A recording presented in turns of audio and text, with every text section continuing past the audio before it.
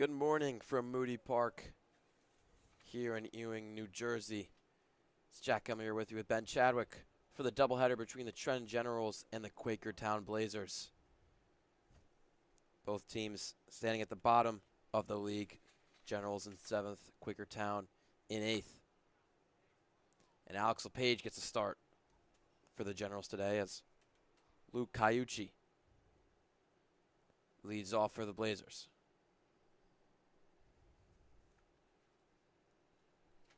1-1 pitch. Swing and a miss there. Makes it a 1-2.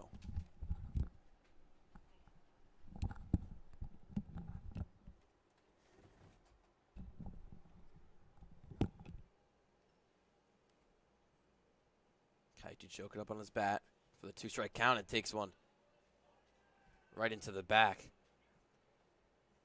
So a hit by pitch to start the game. Number 5, third baseman, Carter Reben. Alex LePage has been phenomenal for the Generals all season. He's pitched 4 games, 10 innings pitched, has a 2-0 record along with a save. He's only given up 2 hits, no earned runs, 1 walk, 13 strikeouts. And that right there is the second hit by pitch of the season.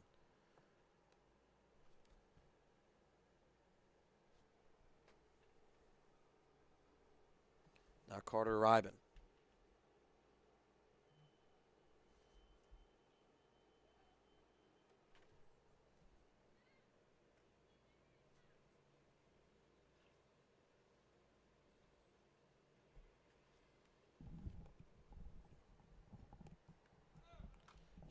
Laying down bunt, LePage will get in and toss it over to first base for the first out of the game, but that'll move over Caiucci. Number 4, shortstop, Casey Vaughn.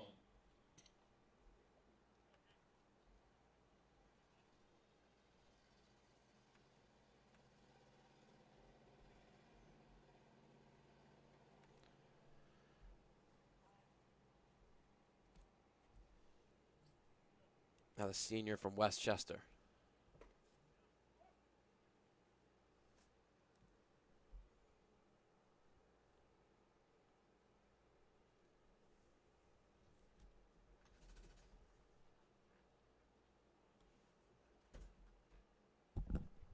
Oh, 1.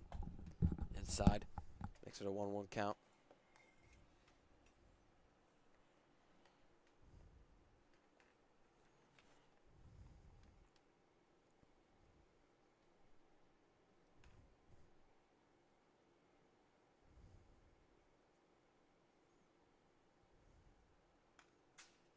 Fouled off there, 1-2 now.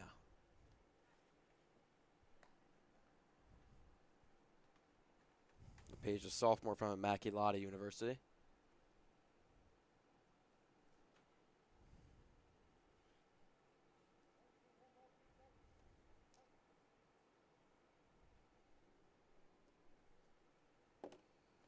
But did not pitch for them this past season. That went on a rope to right field, but caught by Elliott. Tagging up at second is Caiucci, and he will be there in time. 2 outs down now and a man on third for the Blazers. Number 31, right fielder, Mason Woolwine.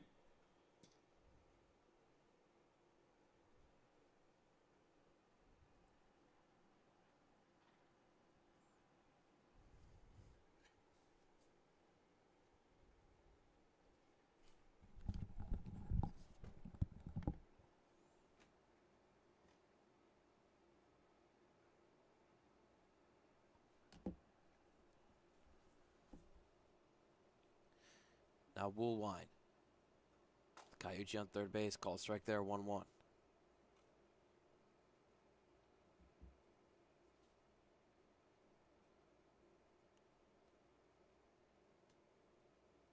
Woolwine has played every game for Quakertown. Has a 282 average with 839 OPS. But he's still waiting for his first RBI. Has touched home plate 9 times. Has 8 walks, 8 strikeouts, but no RBIs in the season. He fouls that one off.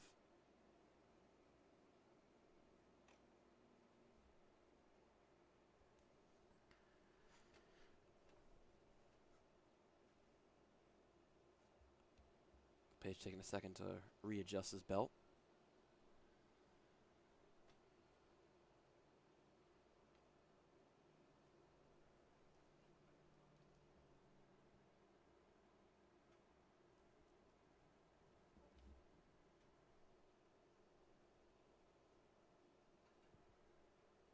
Now here comes the 2-2.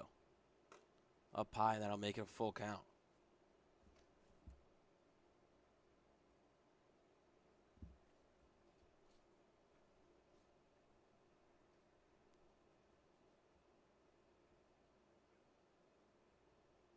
Swing and a miss there. LePage giving up one base runner and stranding him at third base. He's now 11 innings pitched and still has not given up an earned run as a general. We'll see you for the bottom of the first.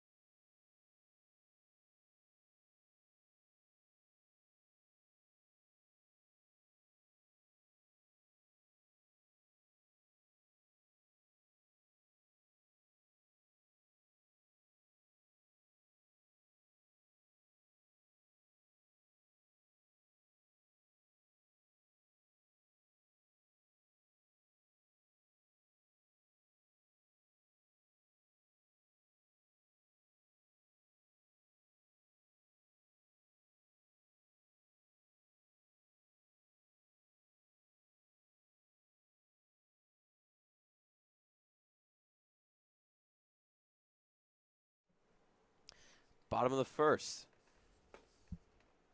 And Cannon Zimmel starts off the game for Quakertown. Just played his freshman season at Kutztown University. He misses outside 1-1 to the leadoff hitter Brody McKenzie. Made 12 appearances for Kutztown, 24 innings pitched, had a 2-1 record. That one will go out of play down the third base line. Had an 8 ERA. Just wasn't this type of freshman season he would have wanted.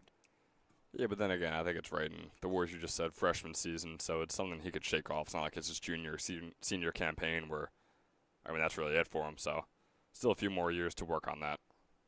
But it's good to see him getting playing time on the mound. It starts off with a strikeout. McKenzie goes down swinging. That'll be the first of the bottom of the first. So Zimmel, who had a tough freshman season, not having a tough season with Quakertown in 8 innings pitched. He has a 2.16 ERA. The only weakness he's had is giving up walks. He's given up 9 walks in those 8 innings. That one was his 6th strikeout of the season. As long as he gave up 6 hits with 2 earned runs. 1-1 to Dominici is slapped into right field. Woolwine under it and making the catch. A quick 2 down for Zimmel.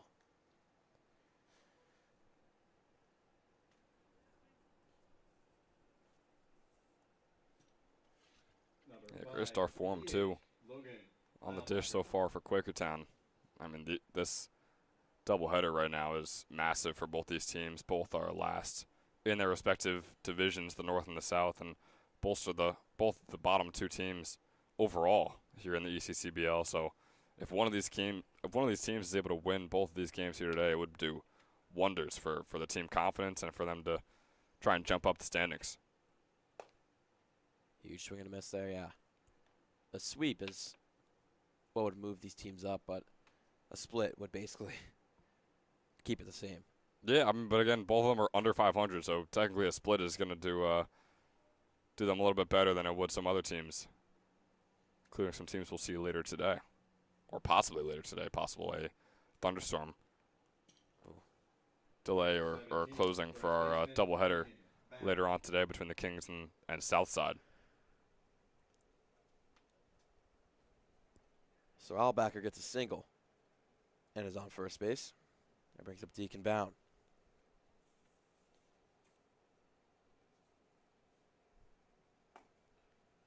Bound's had a nice start in 10 games played as a 903 OPS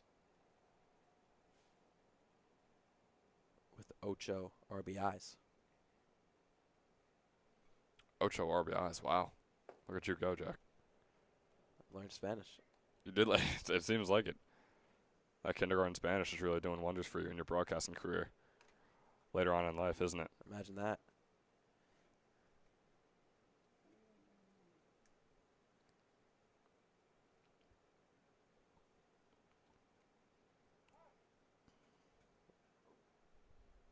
Like Bound just called timer before Zimmel broke the plane. Yeah, and Zimmel was definitely taking his time. I mean, both Bound and him were set for this next pitch, and I mean, he still took a solid 7 or 8 seconds just casually looking around the field on the mound. So, yeah, understandable time from Bone there. High chopper. Ryben will take the play to first and gets it there in time. So as well, Zimmel lets up one runner but strands him. It's scoreless through one. We'll see you in the second.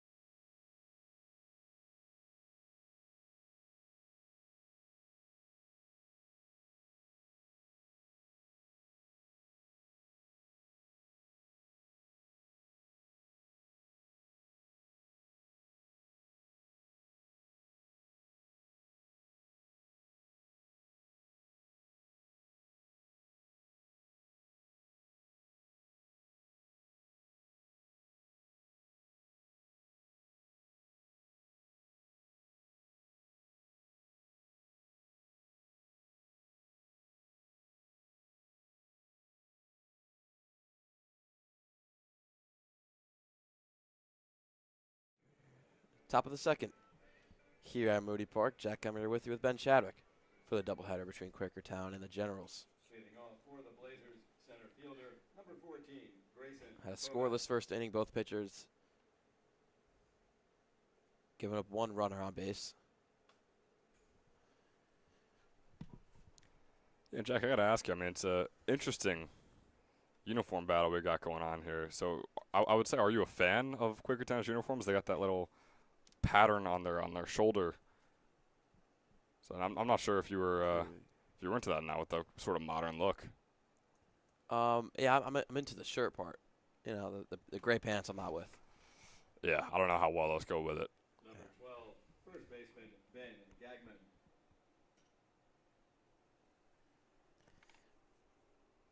Ben Gagman from, I believe, Cairn University.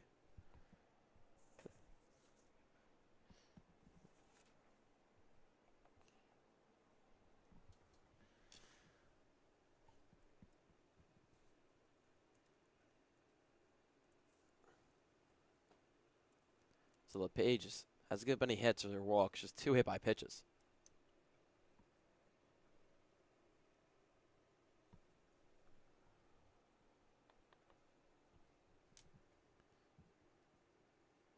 Another 1-1 to Gagman. Fouled off.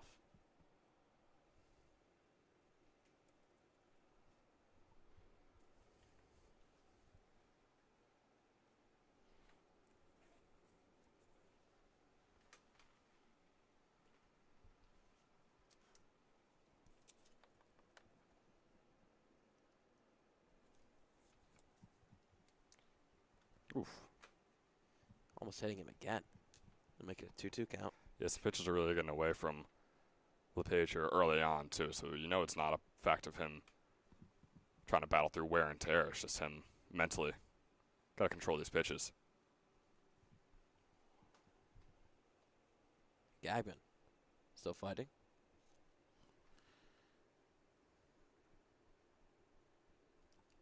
Page. This will be his 25th pitch. Or 24th. It gets the breaking pitch right down the middle for his second strikeout of his start. Number 21, the DH, Glenn Peischer.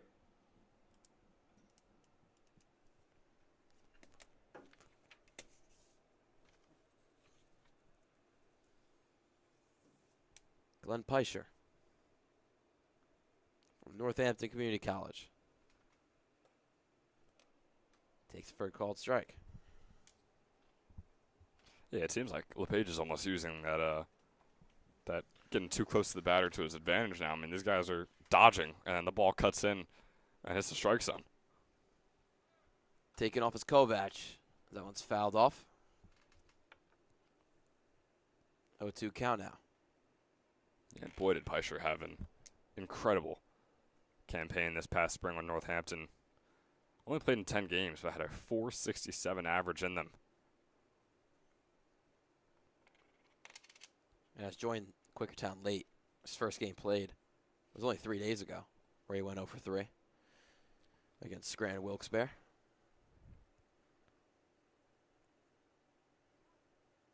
Time calls LePage was kind of stalling on the mound. It's the same thing we saw from Cannon in the last inning, too. Both these pitchers just taking their time, and it's getting to the batters' heads. Misses on the 0-2.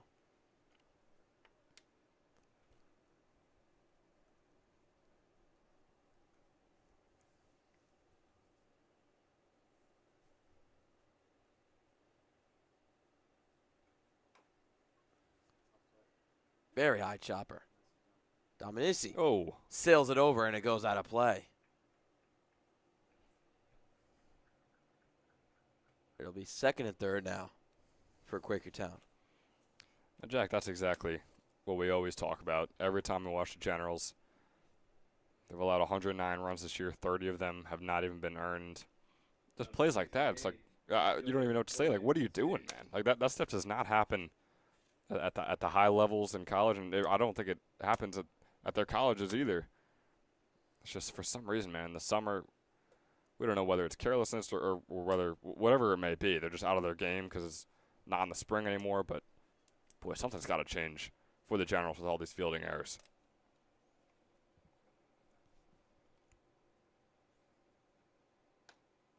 Inside 2-0 now.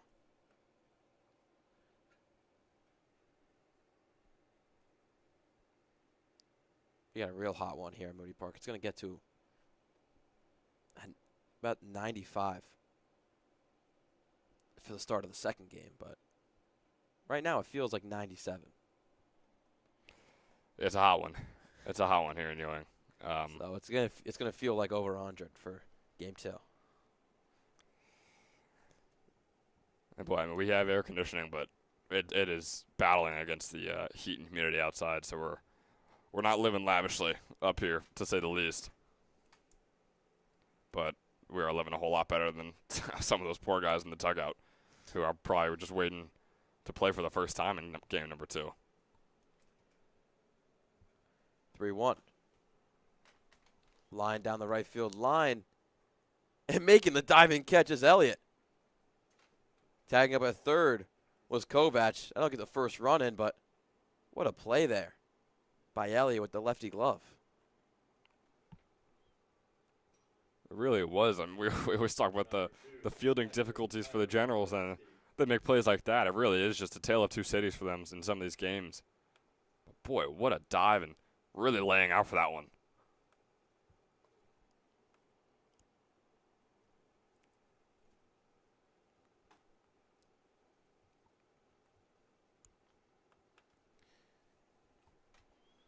I'll bring up the 9-hitter, Borowski. He'll be going to his freshman season at Clarion University.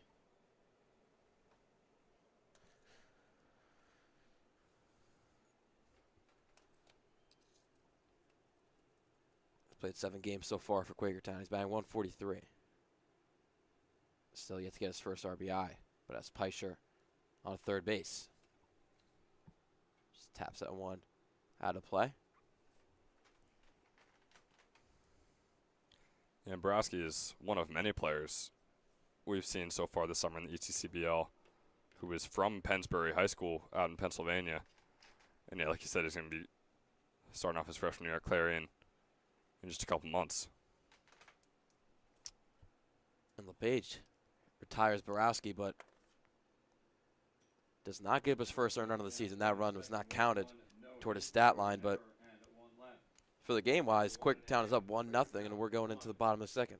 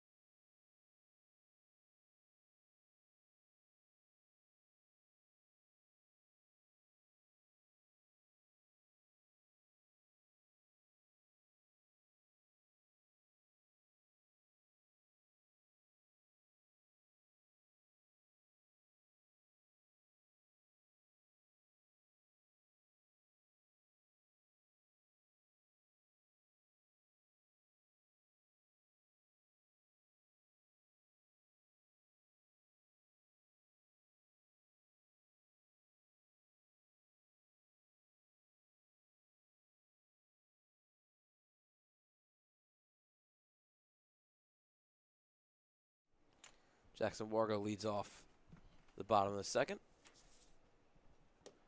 As Quakertown got on board first in the top half of the inning.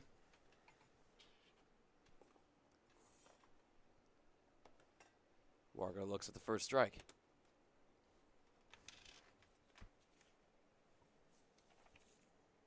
Yeah, and I would say that the Generals are well aware, we're well aware that the Generals are a second half team in these games, but then again, I don't know what I'm talking about, because just the other day we saw them go up 10-0 and then end up winning 10-7. So I I wish I could give you my analysis and what to make of this Generals team, but I really just can't. We know the errors are a problem. We know Erratic. Erratic. The errors are a problem. We know the hitting can be outstanding, and then they can also get shut out. So they're trying to find themselves, and we are too, as we figure them out.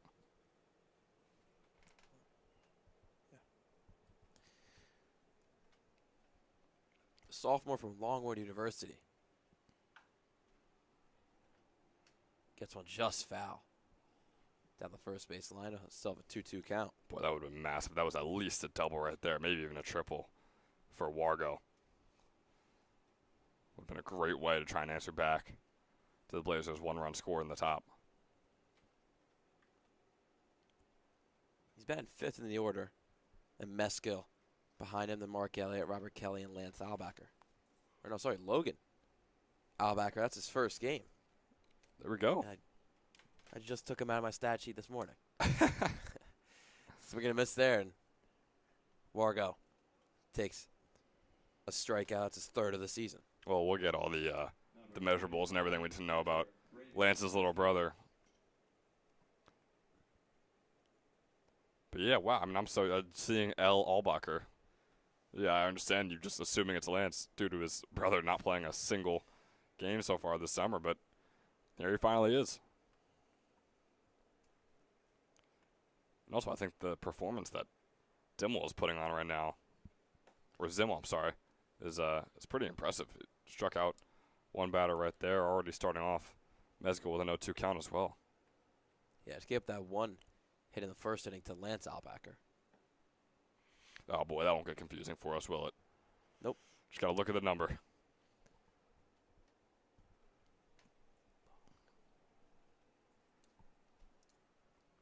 One, 2 to Mesko. Swing and a miss there, and Zimmel starts off the bottom of the second with 2 strikeouts. These pitches have been so deceptive. I mean, he's not striking out guys looking. They really think that they're in the strike zone and hittable balls, and they just flat out aren't. So the breaking balls out of Zimmel, jeez, have been really, really solid early on here in this one.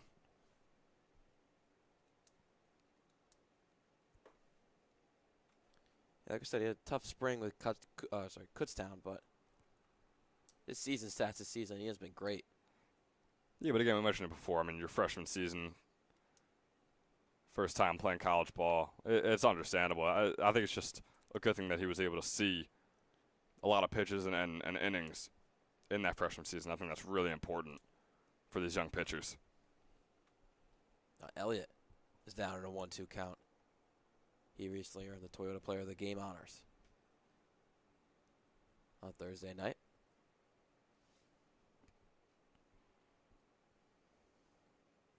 In the dirt, 2-2. Yeah, as voted on by the people, which I think is something we're going to be doing more often with those weekday games, especially when it's a close call, but when it was between Elliott and McMira just the other night. You got to hold to that one, but went out of play. Yeah, stay tuned for about the top of the 7th. We'll send out the poll for the Toyota Player of the Game. I think that's fair, and I think it's something worth noting if we should do players of the game for these doubleheader series, or if we should have Player of the Series. Player of the series, and we could have both. Swing and a miss there. Zimmel strikes out the side, and Quakertown is up 1-0 and rolling into the 3rd.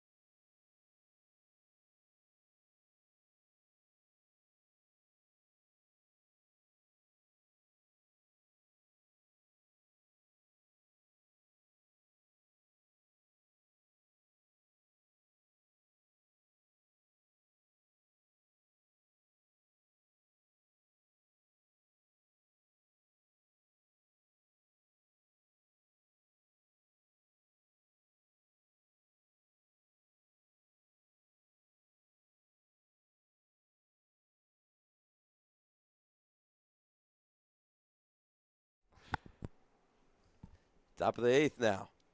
And Quakertown holds a not comfortable, but solid 1-0 lead. Yeah, especially against the Gens, nothing is ever comfortable. You could be up 12-0 and still be uncomfortable, even if they've struck out in every single at bat of the game. It's still the Generals, and they don't even know what they're going to do next. So you definitely don't.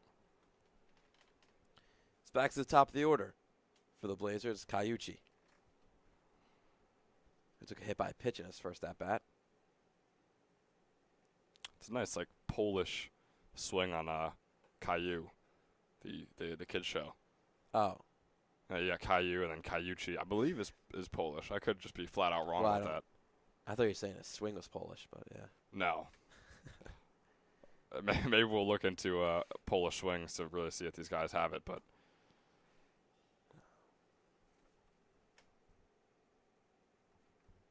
Until LePage has his fastball at his normal velocity. He's just missing it right now. He's getting deeper into counts. Here's the 2-2. Popped up. Running down his bound. oof. And not able to make the catch. He took a way further run than he thought he would have. And Mescal picking him up. But realistically, that should have been a catch. Looking over at him, you don't see the sunglasses. You wonder if the sunglasses fell off. His hat definitely did. Ooh, you think it's the sunglasses? Oh yeah, I sun is right there. I yeah. think shades as a fielder and an infielder are crucial, especially on a day like this.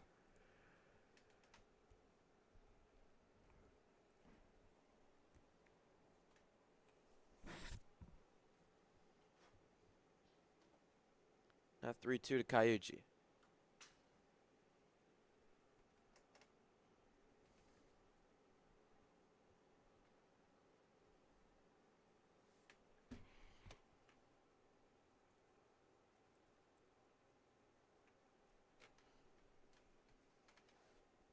Payoff pitch again. Wow.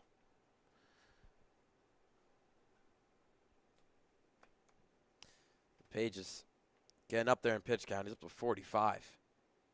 And he's only thrown 6 outs. Can he get the 7th here? No. Yeah, Cayucci's a guy who, in his freshman season at Lafayette, saw a good amount of playing time, played in 21 games for him, but had an under 200 average with a 191. So again, it's similar to Cannon, the Blazers pitcher, where it's good to see time in your freshman year, but obviously you could see still some getting used to with the whole college ball experience. And a great piece of hitting by Cayucci. He's reached base in both his plate appearances now. Number 5, third baseman Carter Reben.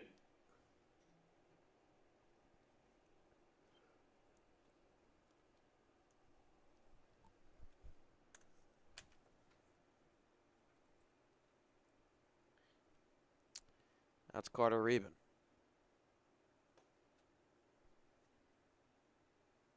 Who bunted in his first at-bat for sacrifice.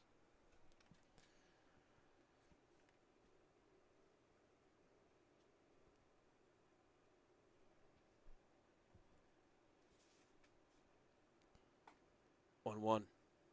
Catches that corner. Yeah, and Reben nearly the exact same stat line this past spring.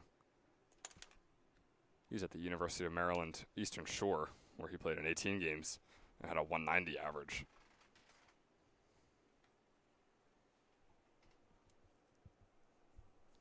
Page 2 straight strikes. Make it a 1-2 count. That was his 50th pitch now of his start. Still has only thrown 6 outs. Cayucci on first. 1-2. Grounded over to Dominici. To second. To first. Just safe.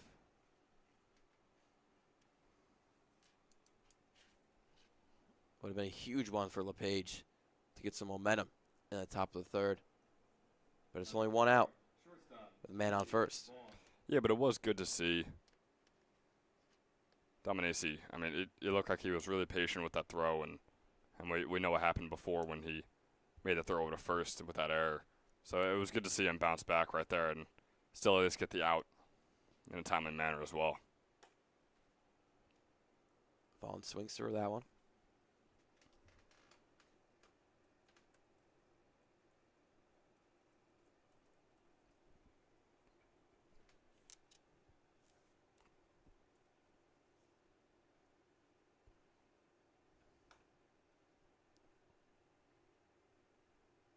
And pokes it out of play. It's 0-2 now.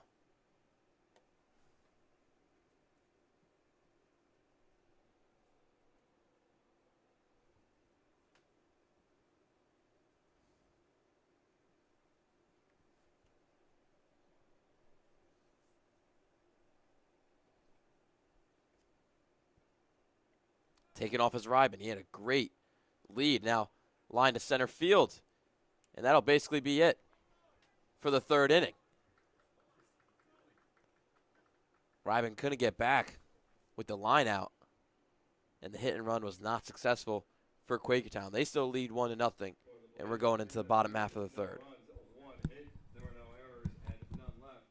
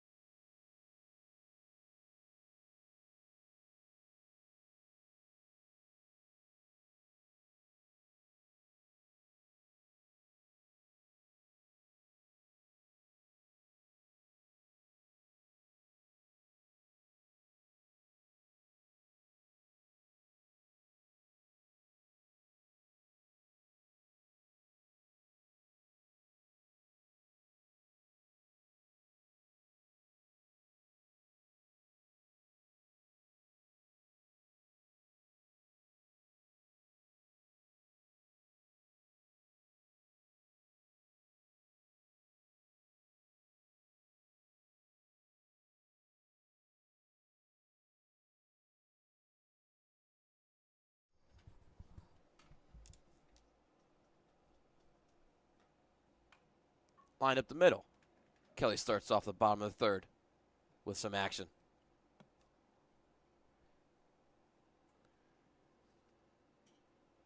Number 27, left fielder, Lance Albacher.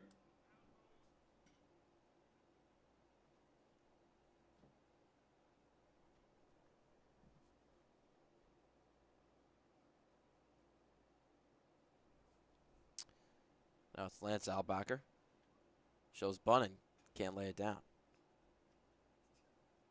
So in the first inning when Logan Albacher was hitting, I thought it was Lance. Didn't even realize. He was a designated hitter who got that hit with 2 outs in the bottom of the first. That one was Logan. This one's Lance, who's been playing all season for the Generals. Lays down a nice bunt, and the throw cannot be made. Kelly goes over to third. Beautiful bunt there by Albacher.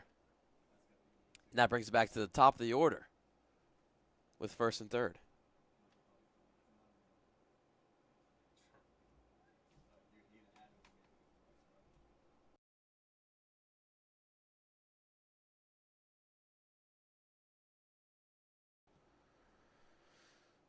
This first pitch.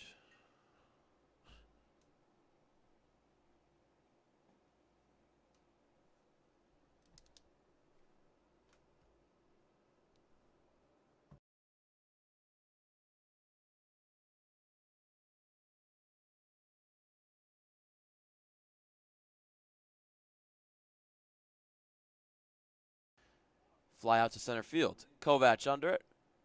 And it's Kelly taking off to home. Now we have ourselves a tie game. In the bottom of the third, Generals 1, Quakertown 1. Sacrifice fly for McKenzie. Number 19, third baseman Antonio Dominici.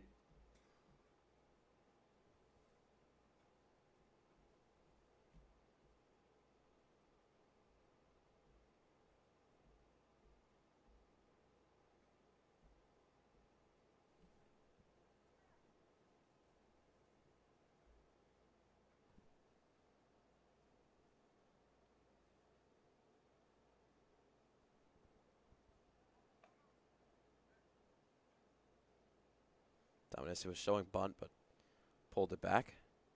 And was actually batting lefty for that bunt. It switches over to the right side. Guess he was thinking of the drag bunt there as Albacker takes off, but it's popped up. Goes out of play. Yeah, that was really interesting. I can't say we've seen that so far this summer. Dominici going lefty for the bunt. And then once it didn't work out, immediately went right back to his normal dexterity.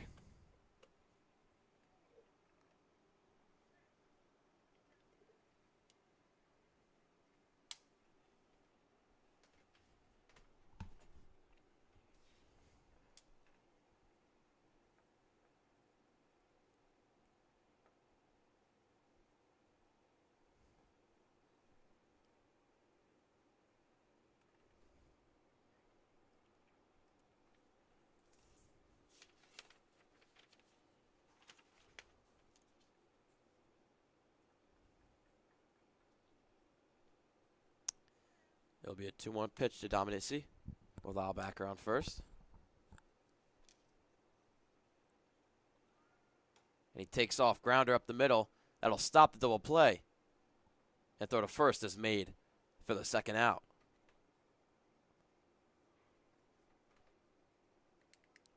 And boy, was that close. That throw from Vaughn looked like he was a little off balance for whatever reason. Almost sailed right over Gagman on first. Looked like a good reach from Gagman to get the out. Still a scary fielding play. Once again here at Moody. That's Logan Albacker, who had the single in the first inning. In his first at-bat as a general. He had one of the better springs as an ECCBL player. Started 32 games with Catholic, had a .356 average. 8 home runs, 35 RBIs.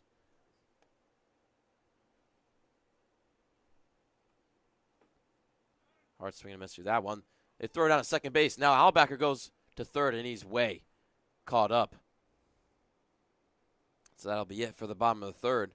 Logan Albacker will be back up for the Generals when they're hitting. But for now, we're going into a fourth with a tied-up game.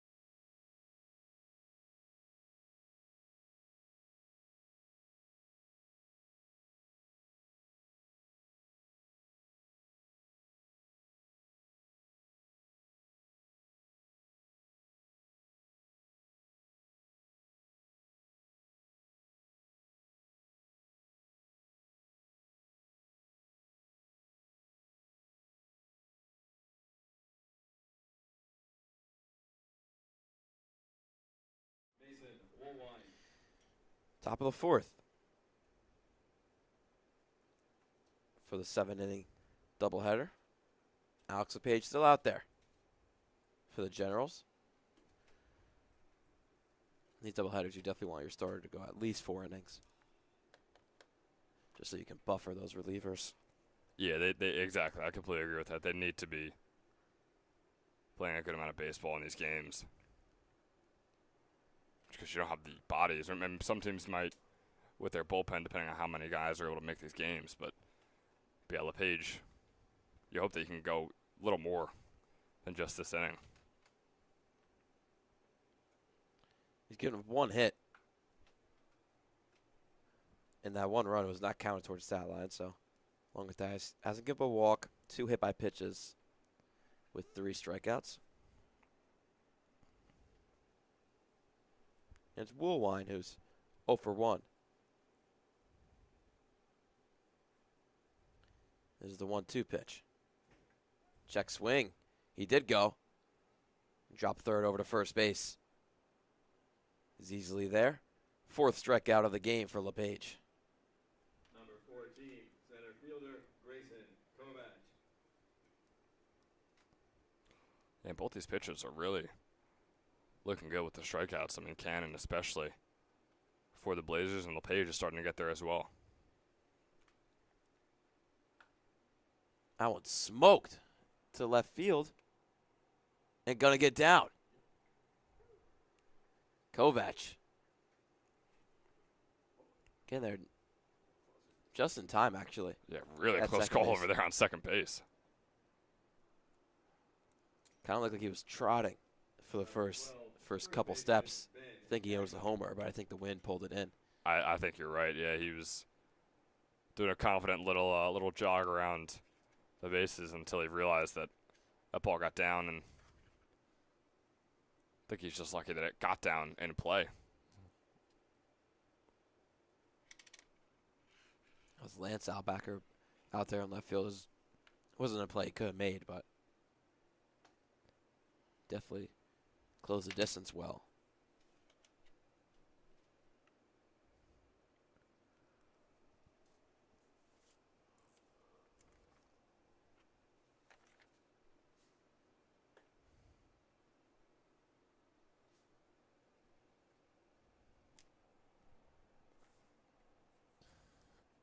Now it's Gagman. This is his first game for Quakertown.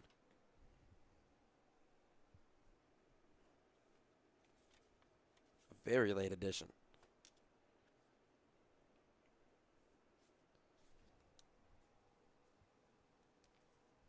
He's not the 2-1. LePage steps off. Kovac on second base. Now he fires away. Up high 3-1.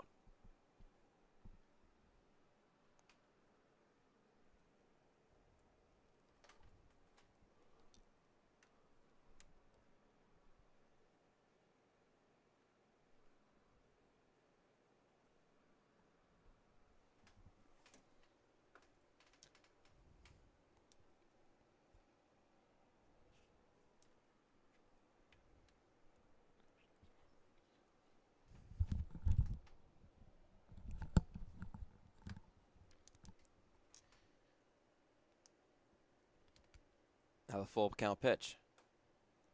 Fouled off. Like I said, Quakertown is fighting off LePage very well in the 2-strike counts. That's why his pitch count in top of the 4th now is at 65.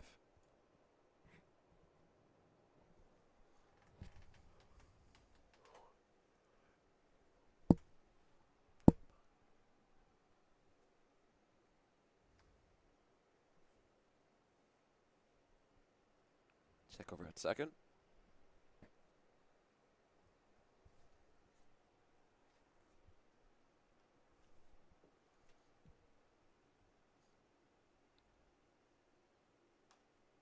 And again, foul off.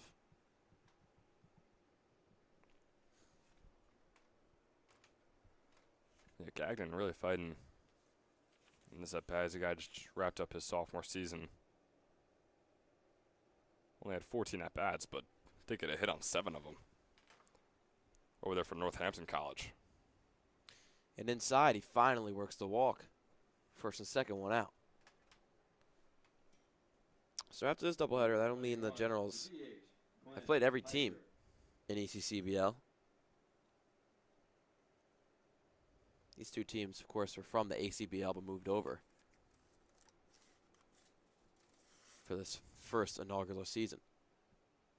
Huge jump there for Kovac. He's going to be there way in time. The throw will go to second, and that won't be in time.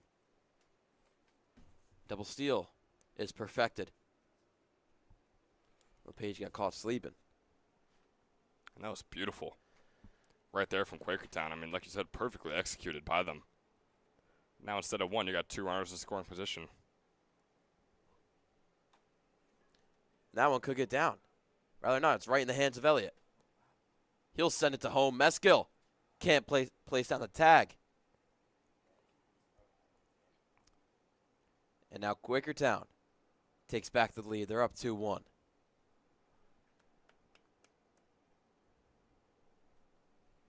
was a solid throw by Elliott. If Meskill could have picked it up, it probably would have tagged him. Yeah, most likely. And again, I mean, that steal, that double steal we saw before is crucial right there, because I don't know if he even would have advanced to third over there from second on that same exact at bat.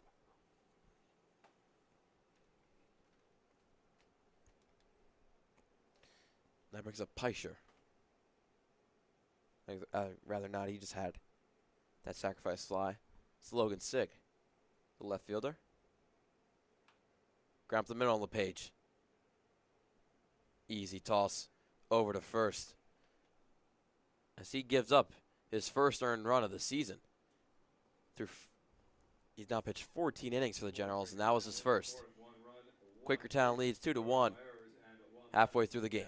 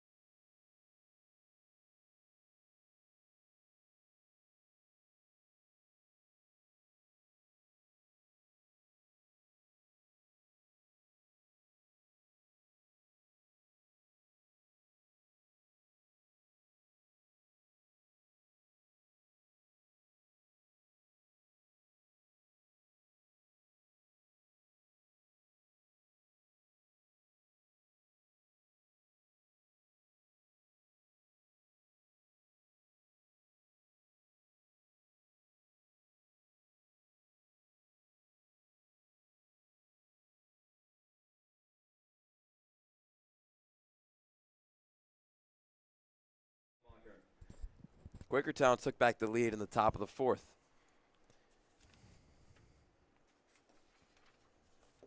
And now it's Logan Albacker.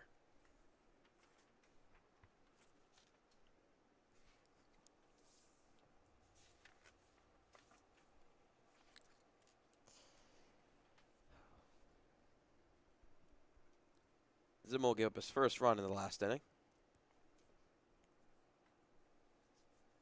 That was not counted towards the stat line. But that error made in the bottom of the third. He's given him 2 hits with 4 strikeouts. Yeah, one of those hits being the guy up at the plate right now, Logan Albacher, who, I mean, depending on how he looks, we know how he was this past spring at Catholic. I mean, he could be a pivotal piece for the Generals this summer. Well, Zimmer says no. Gets a strikeout there. Yeah, Reyes, I'm hyping him up. It happens every time, Jack. First baseman, Deacon Bound.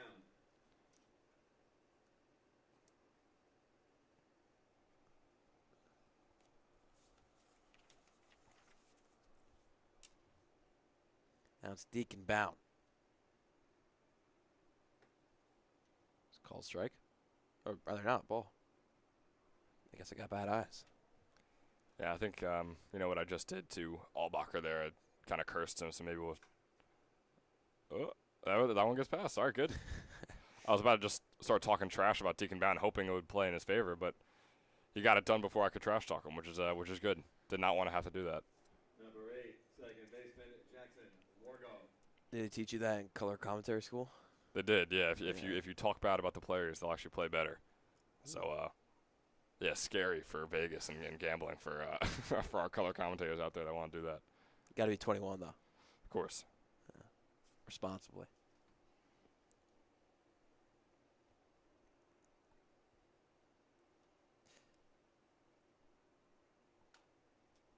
That one will be fouling. And if maybe, God forbid, you get into like a bad gambling accident, you know what you could do? Bad gambling accident? What Just, does that entail?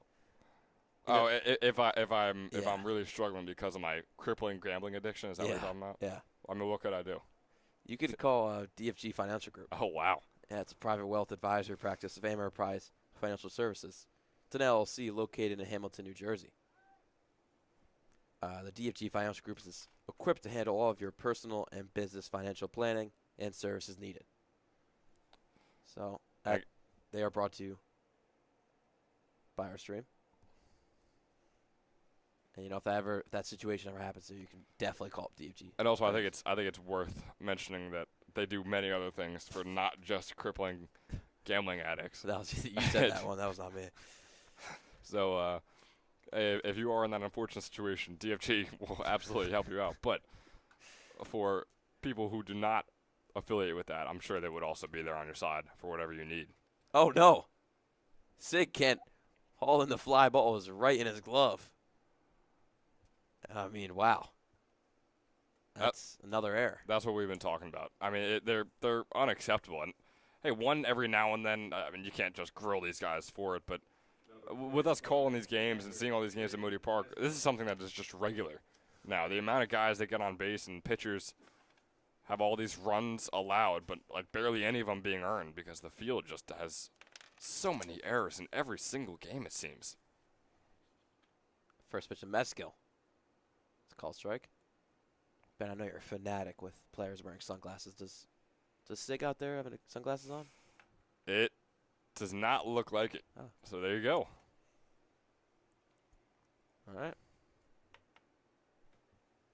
He just taps that one to Zimmel, who will toss it over to first base. 2 down now, second and third. Generals threatening to either tie up the lead or take the lead. Yeah, and it looked like a bunt coming off the bat, but I mean, he did sort of go around. I mean, he stopped right after he hit the ball, so that's why we saw that really, really weak grounder from him. Could have been called a sacrifice, but didn't bunt, so.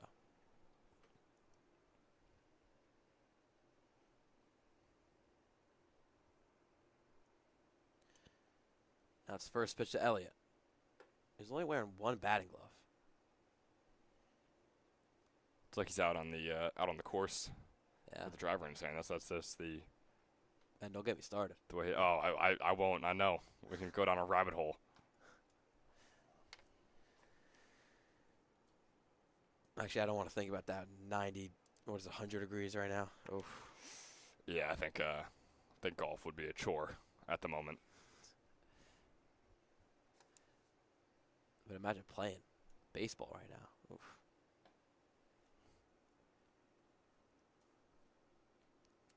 Someone's going to be at 55 pitches for this 1-2 pitch.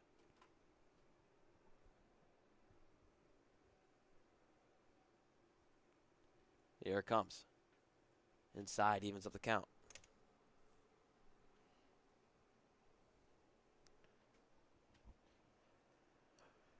Blazers stand at 4-9 last in their division, last in the league. Trenton stands in second to last in the league and last in the South Division.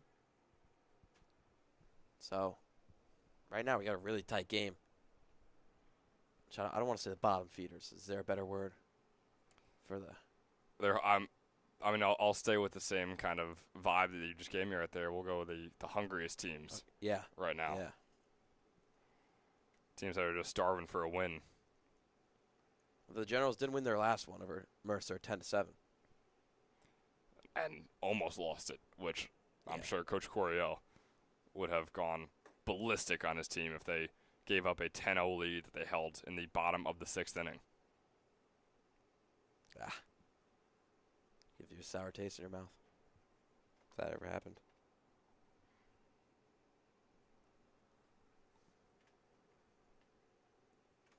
Zimmel's nearing 60 pitches. Shakes off a couple. Goes through the windup. Again out of play.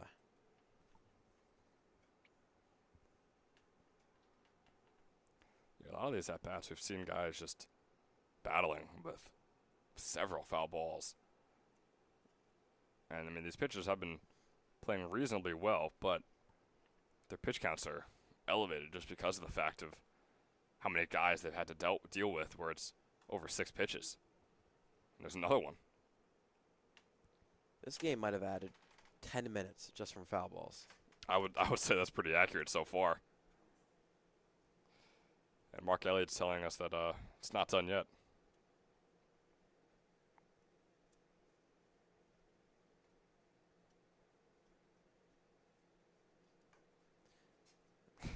And it's some type of guts, some type of, tolerance that Zimmel is still throwing strikes. Yeah, it really is. Can't. Of course, Elliott has been reaching on a couple of these, but yeah, it shows good consistency from Zimmel. Just got to get one past him. Oh.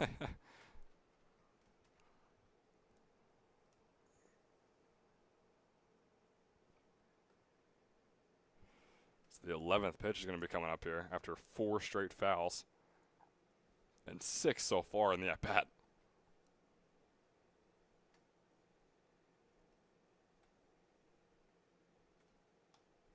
Oh, my goodness.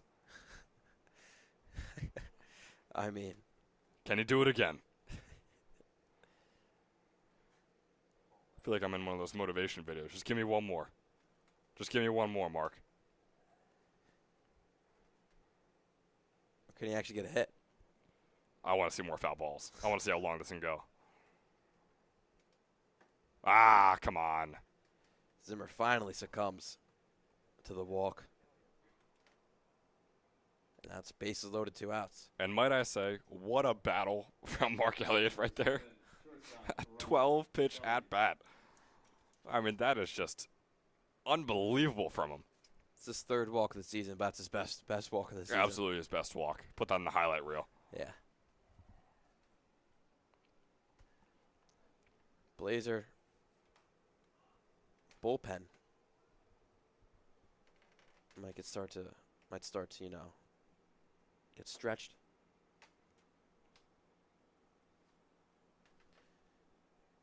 Zimmel's nearing over 65 pitches. Popped up. 2 foul balls in a row. And 0-2.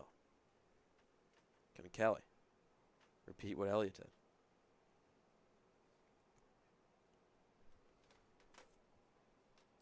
It looks like Christopher Perillo is going to be the next man up here for Quakertown in this one. 0-2. Up high. Zimmel much needing this out. I mean, of course, because those bases loaded. But if he wants to keep his stat line to a solid one, he can keep it right here. Just ground over to Vaughn. He'll take the play to first. And on the throw, a run is made. Zimmel getting some help from his defense.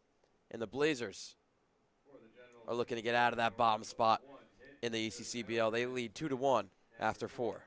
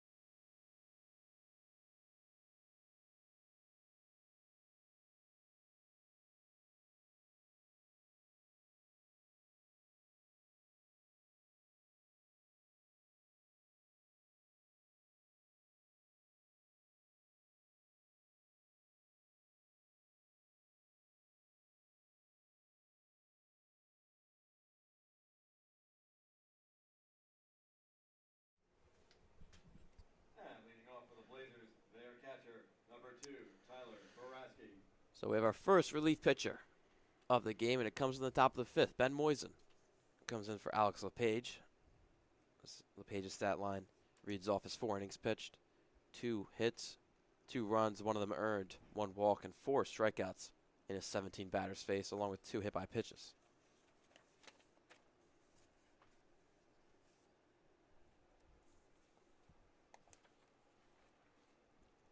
Moisen has pitched 3 games so far for the Generals. That one's grounded over to Kelly. And he makes the play in time. 1 down.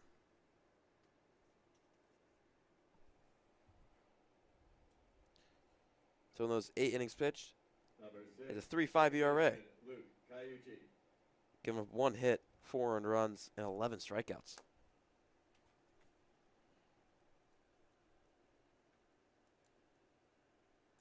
Borowski retired as the first batter. And we're back to the top of the order. Cayucci. Yeah, you were talking about Moisen before. He's been solid so far on the year, but is not known exactly to be a pitcher to get out of each inning quickly. I know he's got a decent pace right now, but on the year he averages 23 pitches per inning pitched. Like you said, he pitched 8 innings, has over 180 pitches on the year.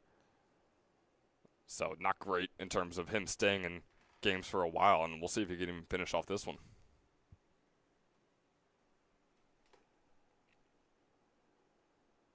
It's up high 2-1. Cayucci's 1 for 1 and a hit by pitch.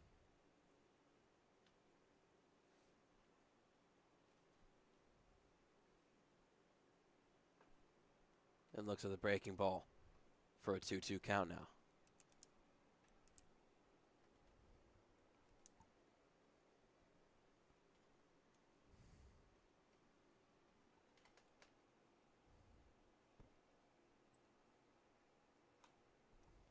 Popped up. Bound. Over his head. Makes the catch.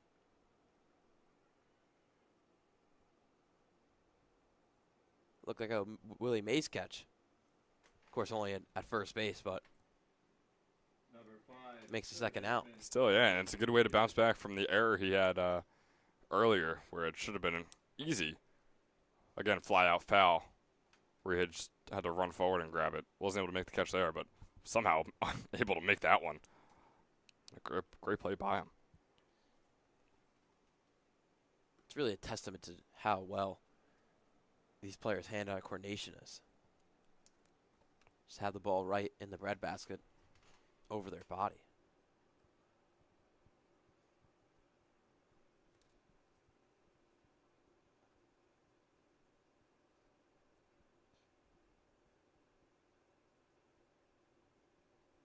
It's 0-1 to Ryman.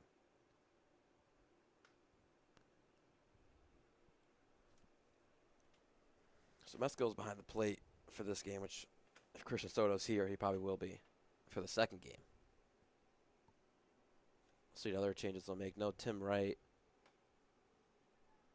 It's popped up. Mescal right under it. And he makes a catch for the third out. Moisen using his defense for his first inning of relief. And the Generals still down by 1 going into the bottom of the 5th.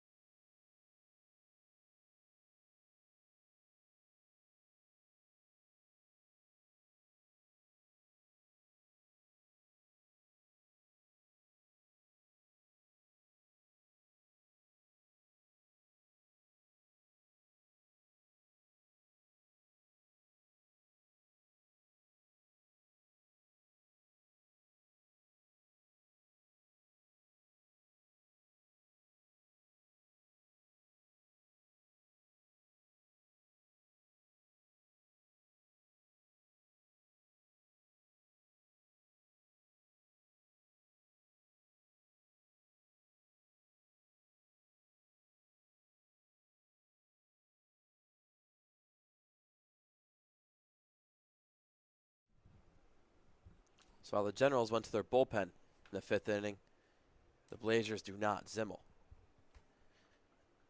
out there for the bottom of the 5th. It's Lance Albacker with the bat in his hands. 9-1-2.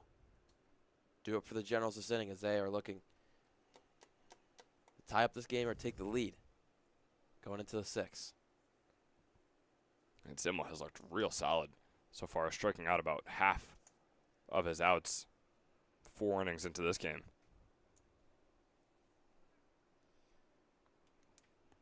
And still, I mean, we're in the bottom of the 5th, and he's just over 70 pitches, so solid efficiency from him as well. Which, like we said before, is exactly what teams need in these doubleheader games. That one in the right field and in the hard run is Woolwine making the catch for the first out. Yeah, there's no doubt about it, man.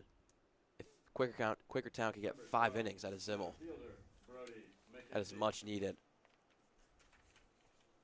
So they can even change their plan for the second game with how many pitchers they can use. Exactly, yeah, and it's not a fact of if they have enough pitchers. I mean, sometimes it does reach that point. But also, they're like, now you can maybe start a guy for 3 innings, and if he's not doing well, you can go right to your relief. That one dropping in left field in front of Sig. McKenzie gets his first hit of the day in the leadoff spot. Nice hit from McKenzie. He's looked real solid all season long. Good to see him getting things going for himself here in this one.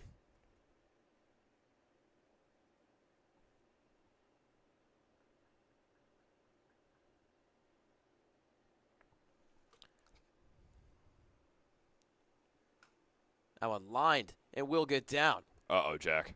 Dominici with a first pitch single. Now 2 men on. Here they come. This is what we always talk about with the Generals. They look like the second or maybe even the worst team in the ECCBL until that 1 inning where they don't. Which I know is a real basic way of putting it, but I mean, it's true.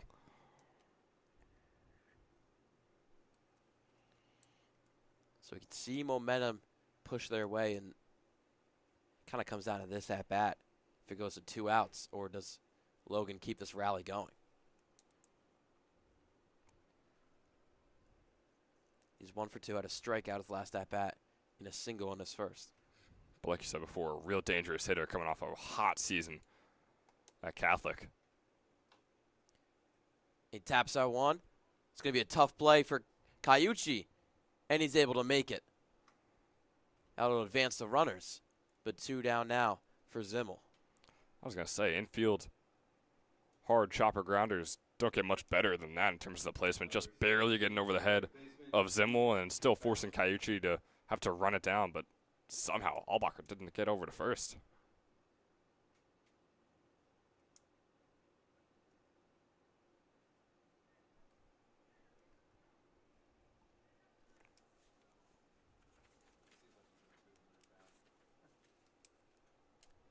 First pitch to Bound. You can just see how hot it is out there. Even the first base coach is just taking some time on the fence to regroup. It really is, and you know it's hot when you could see those little ripples in the air, like when you see You look at a grill. a hot gravel road, or look at a grill, and when you see that just out in a field, you know it's a hot one. Imagine this game was being played on turf. Ooh. Oh boy, I'm sure they're happy that they are not in Mercer right now, Yeah. out there in Ewing, New Jersey. That one goes out of play, and now Zimmel, 1 strike away from keeping this 2-1 lead. Big at bat here. If Bone's able to make good contact, they could tie up this game or take the lead with just a couple innings left after this. Just under 80 pitches. This will be his 79th. He's thrown 54 strikes along with it. The 1-2 to Bound. It's fouled off.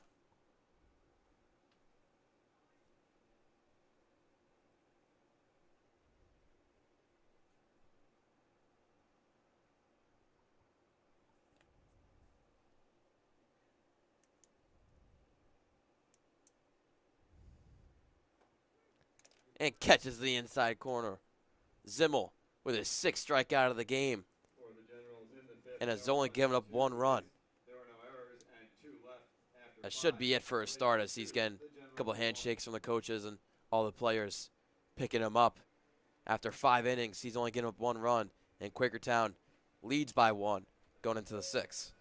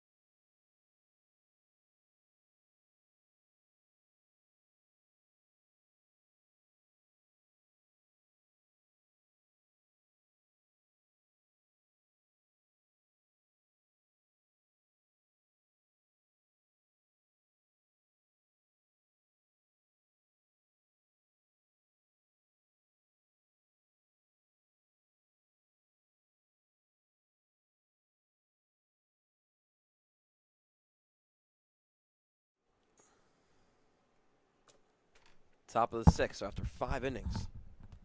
Quakertown is winning a close one, 2-1 over the Trenton Generals.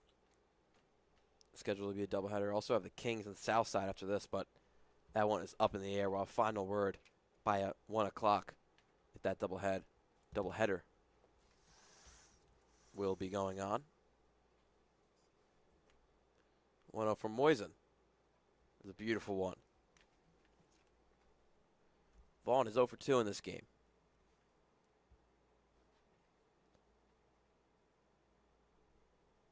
Moisen went 1-2-3 in his last inning. Coming in for LePage. Nobody warming up in the Gens bullpen so far, so this could be Moisen's game.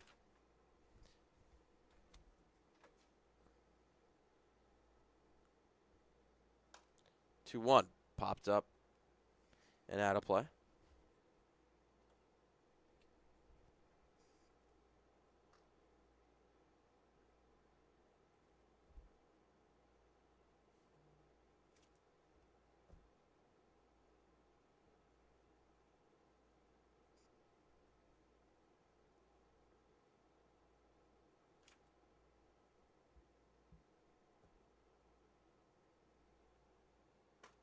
And inside, 3-2 now. No defensive changes so far for the Generals. Like they go stick through this lineup and then make some changes for the second game. Like I said before, I haven't seen Sean Martinez, Jake DeClerico, Tim Wright, Sean Slawinski. Actually, Slawinski's injured right now. For those 3 main players we haven't seen for the Generals that are usual everyday players. Christian Soto will probably come in at catcher for Mesco because, I mean, if you're catching more than 7 innings in this heat, you are taking a toll on your body. Yeah, you absolutely are, Jack. My mom was a softball catcher back in the day, and she would tell us about those hot days where, I mean, she would exit out of the game and just pass out from heat because, I mean, she was a catcher. She had all that gear on. And you just can't handle it for that long.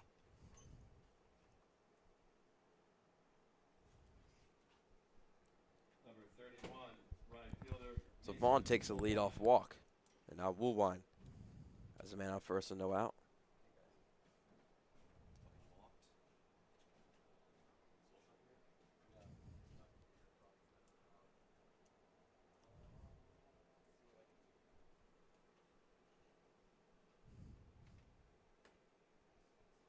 It's outside 1-0.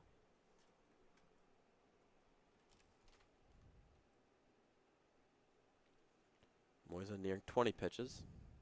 How was this 18th? Now 1-1 count. And Woolwine is a guy who had a really, really solid year in his sophomore campaign for Elizabethtown. Had an over 300 ERA for the squad. 300 average. Or, yeah, sorry, 300 average as a batter. Yeah, boy, if he was a pitcher, that would I don't know if that's possible. I'm sure it is. If you really put your mind to it, I'm sure you can get an above 300 ERA. Maybe if you're a man from the South Jersey Kings last year, that was. Oof, what a shot. Sorry, Aiden. I think I could come close to a 300 ERA if you throw me out there right now. You'll get some outs. Enough to stop a 300 ERA. Throw me in the majors? The majors, yeah. Throw me in the majors. I think I'm nearing a 300 ERA. Yeah. Through 10 innings pitched. Not even make the play at third base is Dominici, and it's now first and second with no outs. Quakertown looking for some insurance.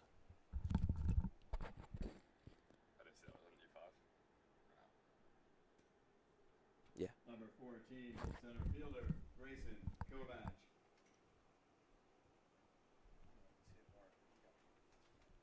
It'll be an error against Dominici, and before the at-bat, Kovac will go talk out to his manager. And Kovac, similar to Cayucci, is another guy who just wrapped up his freshman season at Lafayette. For him, he did not see any action. But still, I always love to see guys from the same team. I mean, we've seen 4 or 5 guys from the same college or that just graduated from the same high school all be on the same teams here in the ECCBL.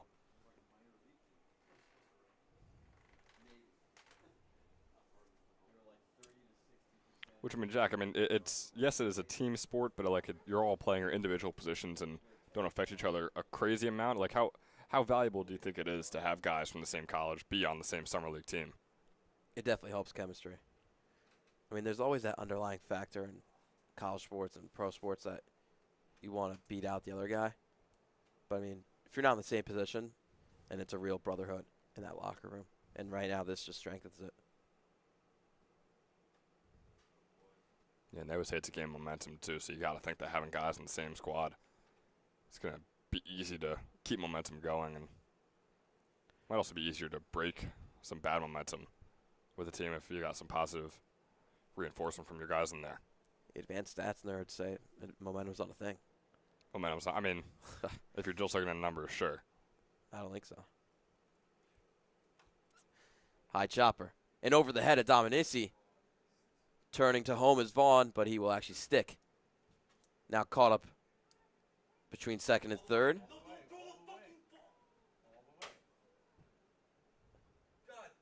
Now it's an error.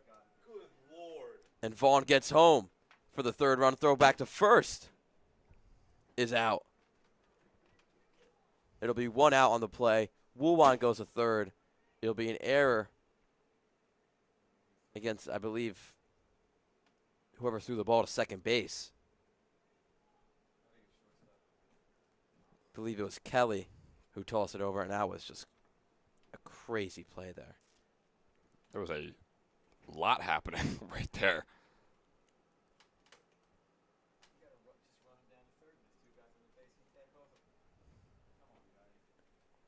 And I don't know if the camera was on for you guys, but it was a grounder to third.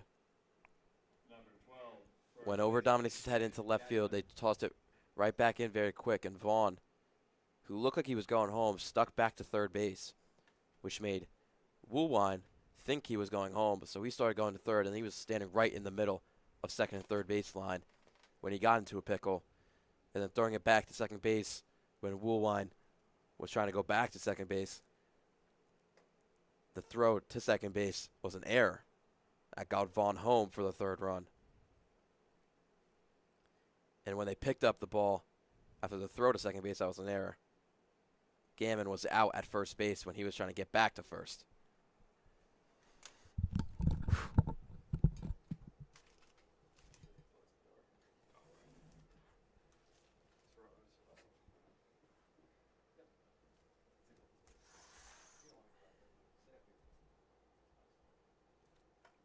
That one hits the helmet of Gammon.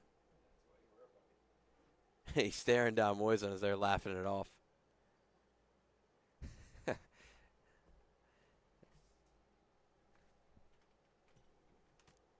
Don't know the relationship between the two, but looks like they have to be friends after what he just did.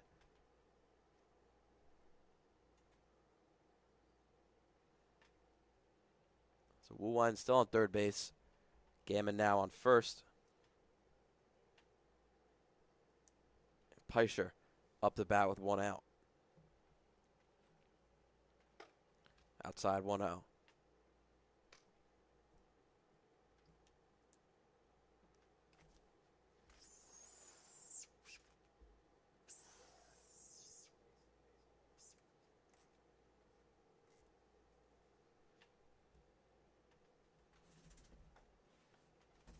Called strike 1-1.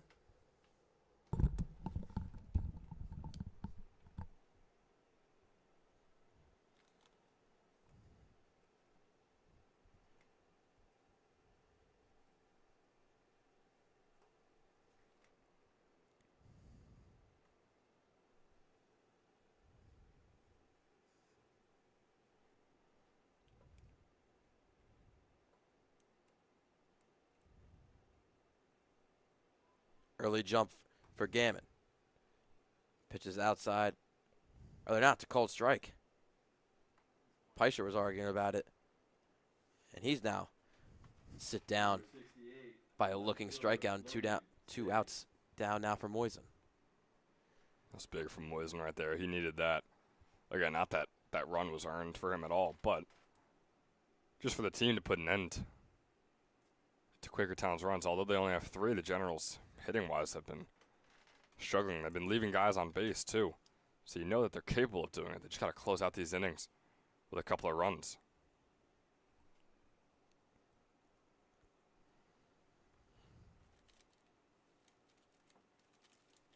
Little low. 2-0 count now to Sig. It's 0 for 1 in this game. Along with the tough season he's having. Only 2 hits on 24 at-bats.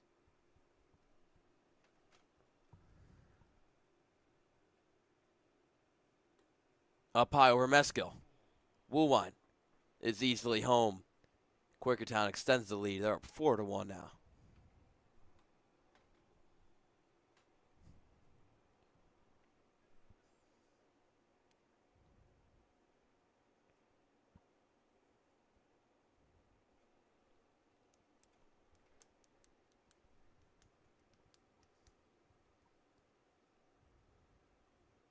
Quakertown has had such a tough start to the season. Currently 4-9 and last in the league, but right now they're playing some very fundamentally well baseball. Pitching has been great. The hitting has done its job. That's why they're up 4-1 here in the top of the 6th. They've had a couple fielding errors as well, but for the baseball we're used to seeing here in Moody Park, nothing too harsh coming from the field. I mean, we've seen games where there's been 8 or 9 fielding errors, so nothing outlandish here for Quakertown. Of course, Generals have 4, and I mean, you could say that's one of the main reasons why they're down 4-1 in this one.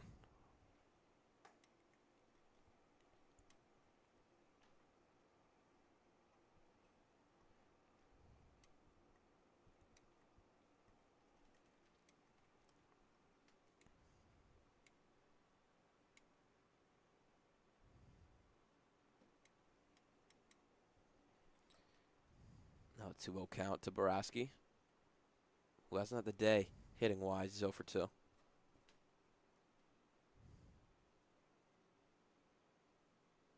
Along with he's 2 for 16 on the season. It's called strike there, 2-1.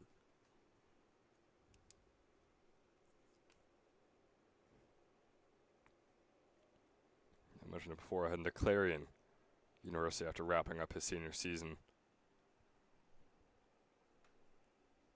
at Pennsbury High School.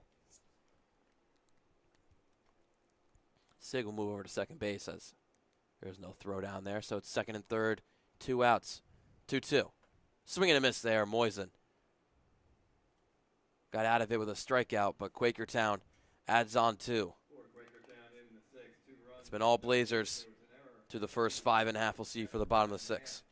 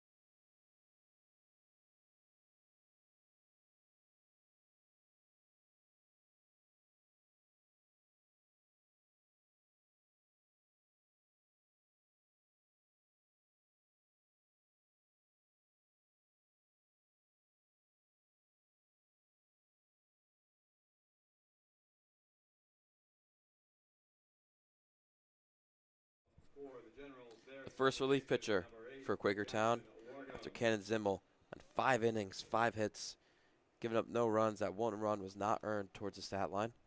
And 1 walk and 6 strikeouts in 80 pitches. A great start for him. Quakertown looks to get their 5th win of the season. And the first pitch from Chris Perrell, the relief pitcher. Hits Wargo right in the leg.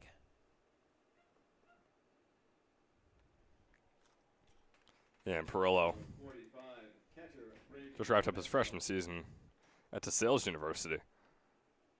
He's in a big 6'5". Only pitched a couple innings though, where, I mean, he had those freshman struggles, which we've talked about. But again, it's still just good to see guys getting time in their first year. Meskel keeps the inning going.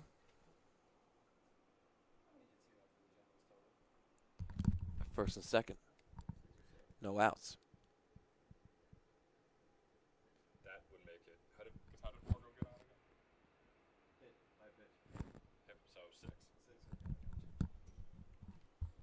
Number 1, right fielder, Mark Elliott.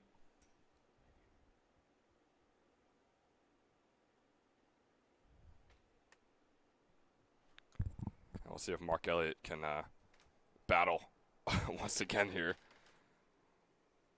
He's seen over 15 pitches in his 2 at-bats, 12 in his last one.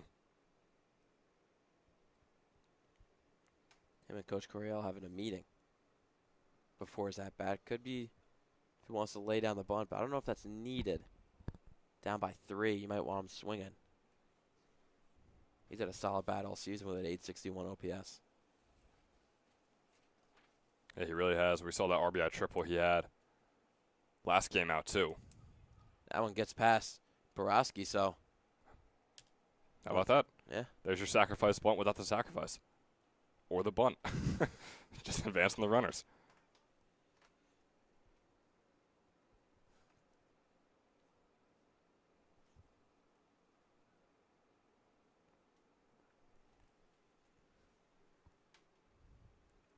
A pinch runner for the Generals to take out Meskel. Pitch running for the Generals, number 21. That'll be called as Ryan courtesy runner. Hosdovic will be the runner.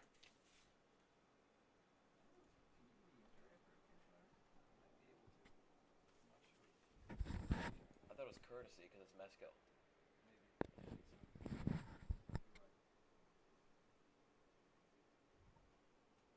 1-0 pitch. Elliott shoots the gap. Both runs will come in for the Generals. And Mark Elliott has a standing double. And Generals are right back down to 1. Here they come, Jack. We keep talking about it. Never count this team out when they get hot. Boy, do they get hot with the bat in their hands. See, Elliott is just trying to catch his breath. He was running hard to get that double. That's for sure. 7, shortstop, Robert Kelly. This is only the start of the heat. I mean, imagine the second game for those players. Oh, there's going to be guys playing in both games. Yeah. Which, boy, I mean, we're calling both games, but I don't think it takes nearly the amount of No. effort and energy for us up here in the air-conditioned booth compared to them out there.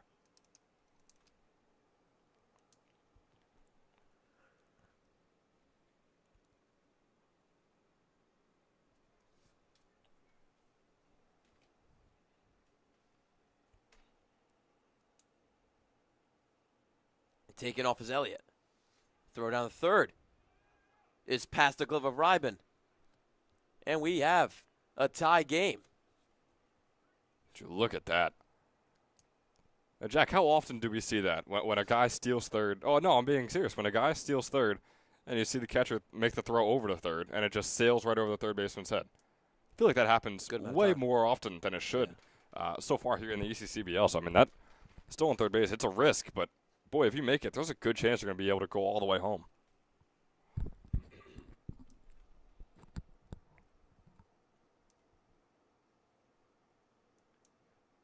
Now the catcher's hand's getting checked out. And he might. He's going to have to come out of this game. Borowski looked like he took an injury.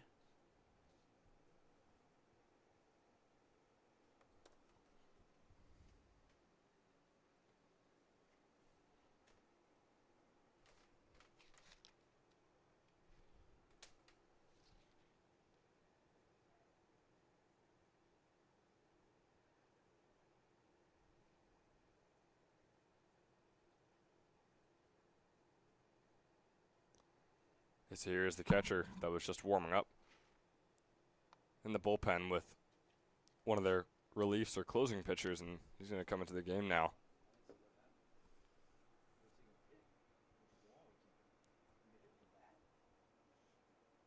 Definitely wasn't a foul tip because it was a ball on the last pitch. Bat did not come around, so you wonder. Yeah, you wonder if it was a non-contact injury that happened to Borowski there. Yeah, we'll see. I mean, as long as the catcher coming in, another pitcher will come from the bullpen. But probably because nobody can warm him up now. But hey, at least the catcher's warmed up.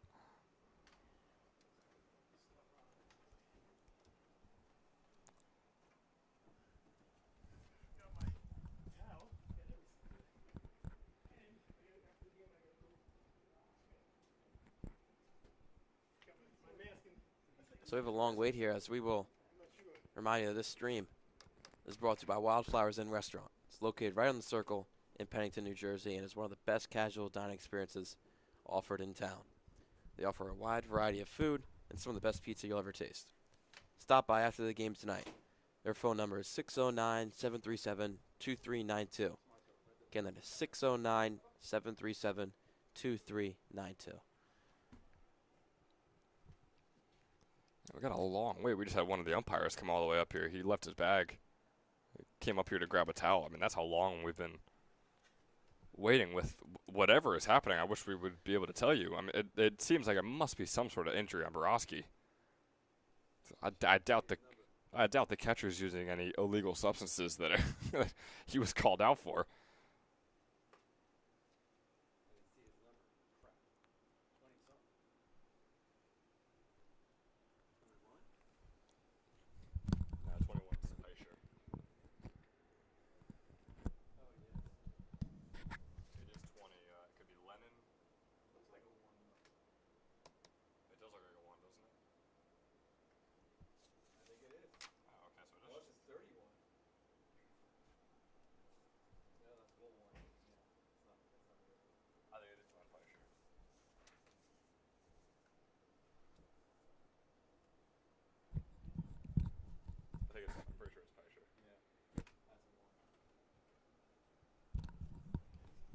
So Peischer, who is designated hitter this game, will come in to catch for the Blazers.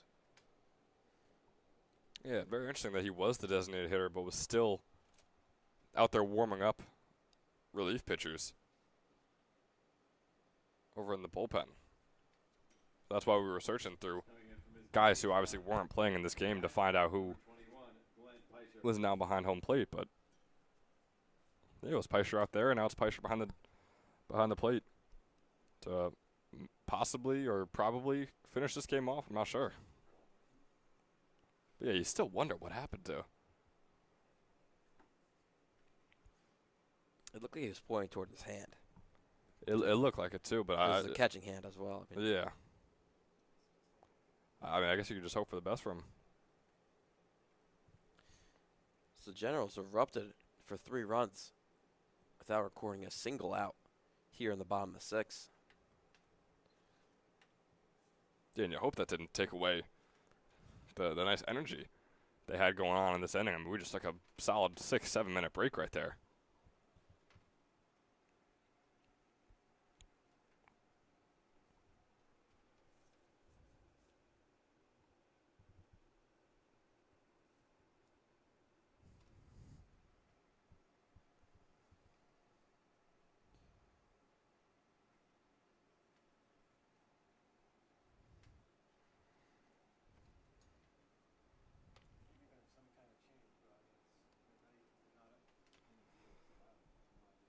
We're still waiting. We got the Blazers coach still talking to the umpire down there as well.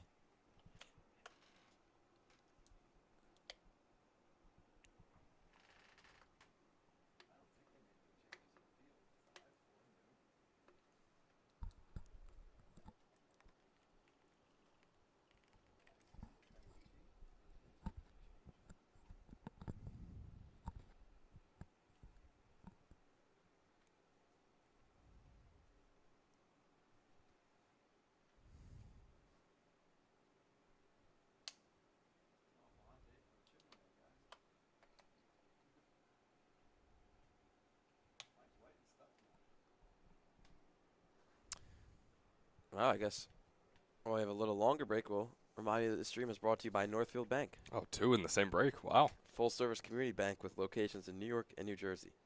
Each day, Northfield Bank upholds their mission to be the financial institution of choice for individuals and businesses by delivering innovative products and exceptional customer service. Need free checking, a home equity loan, or personalized business banking? Give Northfield a call today.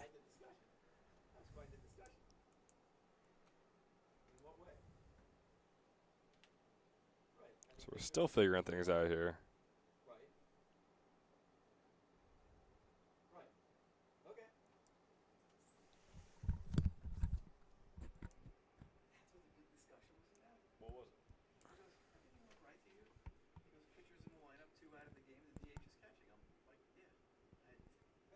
That's what they were.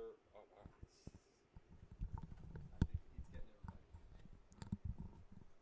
So a reason why the break was elongated further than it really had to be was because of just miscommunication or not understanding what was going on with the lineups and making sure it was all correct. It was all correct. There was no real problems with it.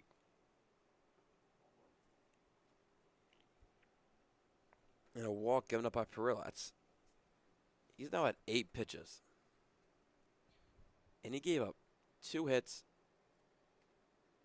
1 earned run, 3 runs, though, and 1 walk in 8 pitches. After coming in for Zimmel, who was perfect in his start. And it looks like he might be coming out, Jack. And wow, he is. So now warm-up pitches for another relief pitcher.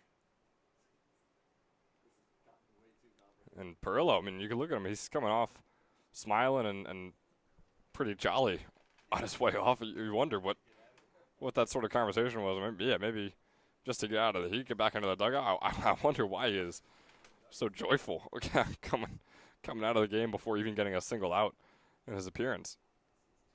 So we've had 4 batters. And this inning, 4 batters, no outs, and this inning has been at least 15 minutes. Oh, I would think longer than that. We just took a 8-9 minute break just before this. So we'll be right back with you after Ben Junker gets his relief pitches in.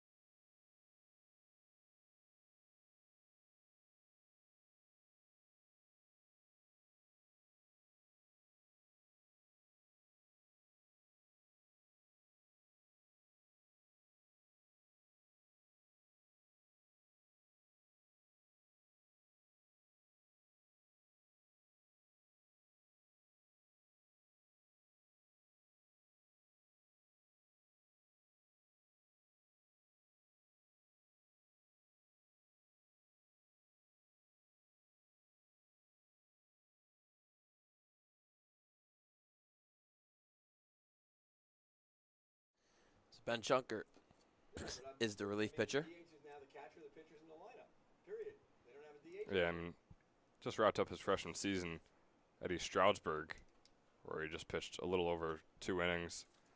Only allowed a couple of hits in them as well, but did earn 4 runs.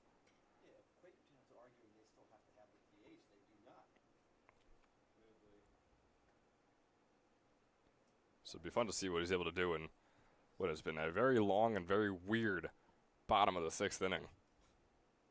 Generals mounted a comeback. It all came to a halt for a good 10 minutes. Now we're right back into it.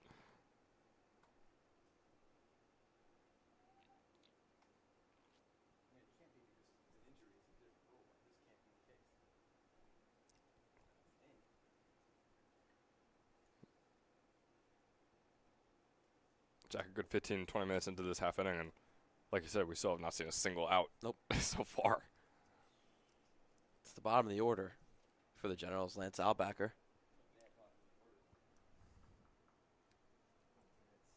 Kelly will be up right after him. And away 3-1 count now. Sorry, McKenzie will be up after him. Kelly's on first base. Yeah, and a good to see a batter's count here for Albacher because he is a guy who has struggled with strikeouts this season, 14 on the year. And has only walked twice.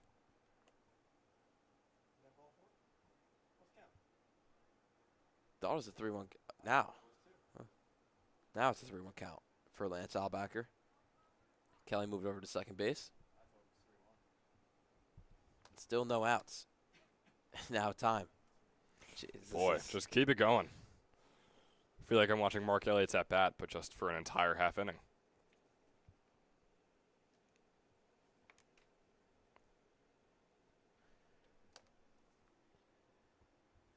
I think they're going for a world record.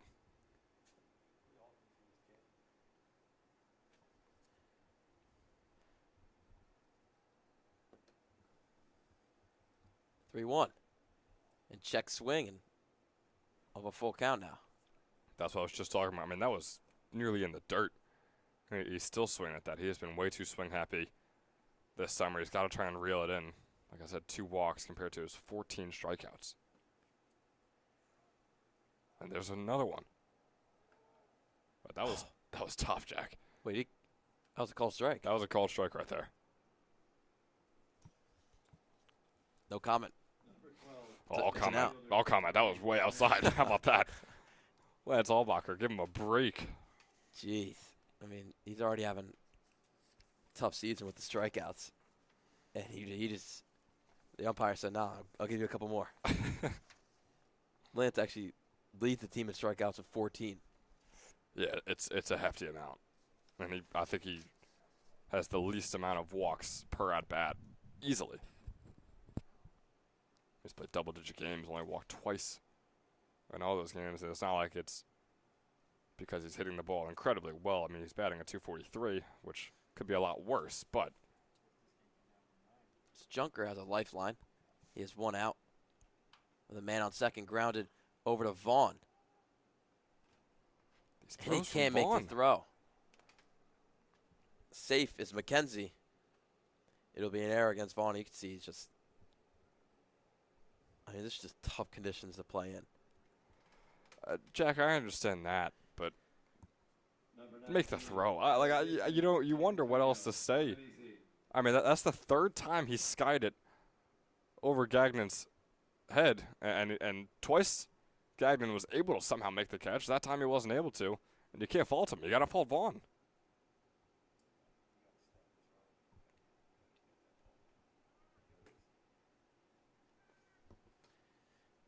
And McKenzie will move over to second base on that first pitch to Dominici, which was a ball. Yeah, I love those plays from Coryell. Telling McKenzie, like, hey, you're not trying to beat the throw. You're trying to make him not throw it. Or, if he does throw it, we're going to have Kelly come all the way home. Love that. Super smart play. And worst case scenario is what they have right now, which is 2 runners on. If they perform it the correct way, which they did.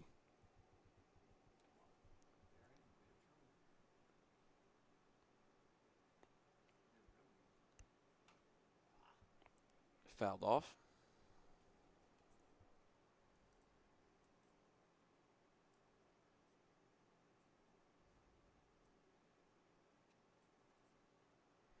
And all of a sudden, what seemed to be a game that was chugging along pretty efficiently here at Moody Park, we now just hit the 2-hour mark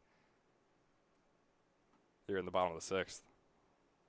And called strike 3 against Dominici. Junker, 2 strikeouts now in relief. Boy, the Generals are not happy with these past couple of strikeout calls. Obviously, no one ever is, but they seem particularly in disagreement. For the Generals, you need this run right now. And Yeah. you can end the game in the next inning. I mean, this is You need the run, and all you need to do is get 3 more outs, and that's game over. a great block there by Peischer to keep Kelly at third base, which would have been the game-leading run.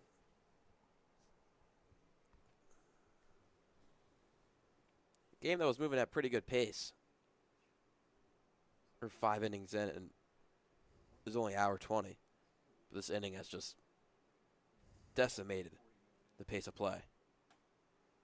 Call strike there, 1-1.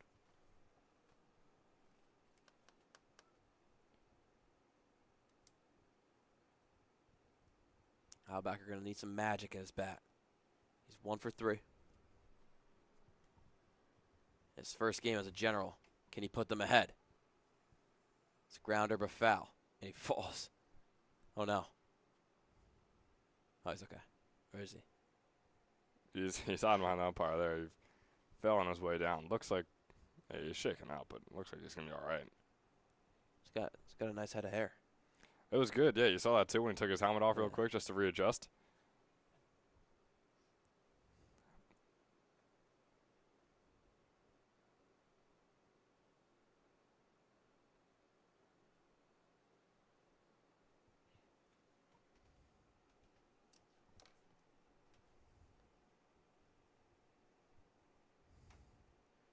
High grounder. Ryben will make the play at first base. Great play by Gagman. And Halbacker takes a second to recoup.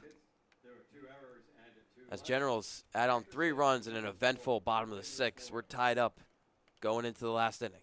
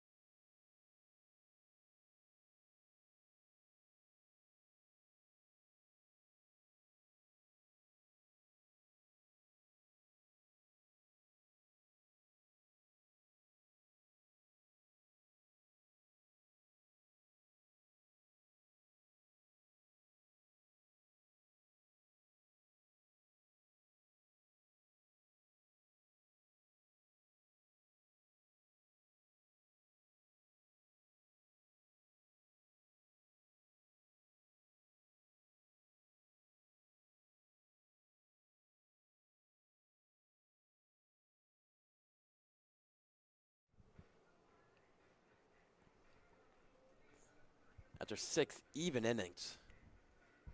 That's what we have here in the 7th, a 4-4 game.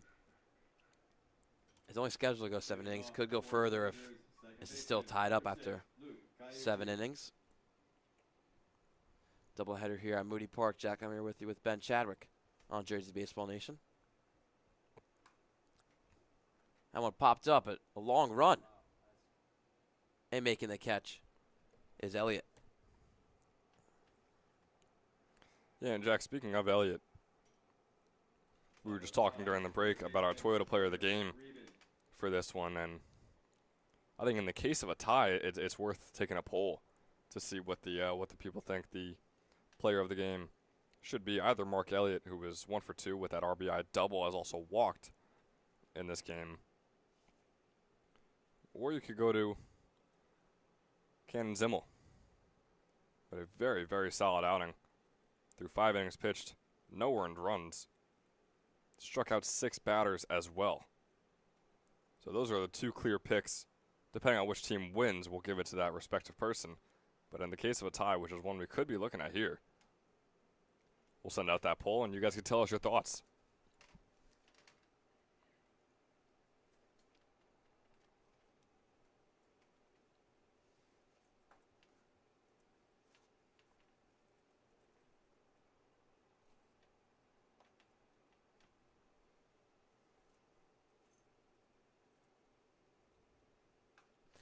That one going to get over the head of Dominici.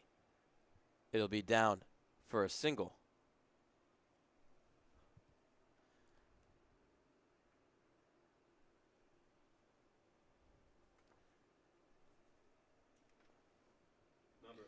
So Ryman gets on with one out, and he is now the game-leading run is on first base for Quakertown.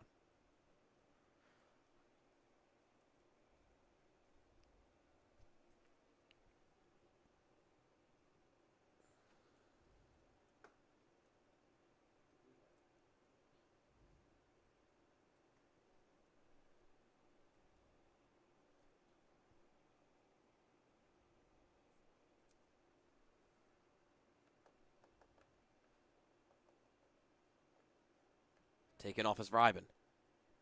Throw down is over the head of Kelly, but Ryman will stick at second base. McKenzie closing in quickly in center field. I keep saying this, Jack. I mean, this dangerous throws. I know it's a new catcher, so you got to give him the benefit of the doubt right there. Oh, I'm sorry, no, the Generals are out there, so it's not a new catcher. It's Mescal's 7th inning catching, rather. Well, actually, no. I was right the first time. Soto is out there for the Generals. Oh, you missed it. Wow. So, Jack, you're welcome. I'll say that first off. Yeah. But also, I know you saw that. You saw that, and yeah. Yeah. But also, I mean, that's dangerous right there. That could have easily allowed Ryman to go to third, depending on how off it was for the throw over. Try to lay down a little squeaky 3-1 bunt. Squeaky, that's a fun word. Is that right? A squeaky? Try to squeak it in. Squeak it in, yeah. Squeaky, though? I mean, As in, like fresh and clean? I don't know, man. I don't think you know. I do. It's Ryman on second base. Moisen. 53rd pitch. Up high, and Vaughn will be on base for his first time today as he takes the walk. Quakertown gaining a little momentum. Number 31, right fielder, Mason Woolwine.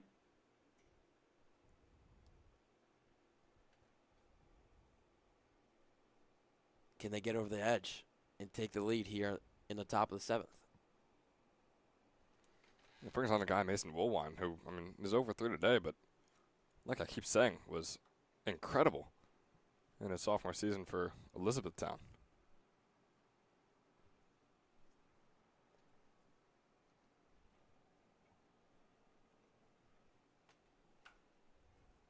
That one ripped into left field, and it will get down, bouncing over the fence for a ground rule double. The runners still don't realize that they're still running. Look at him go.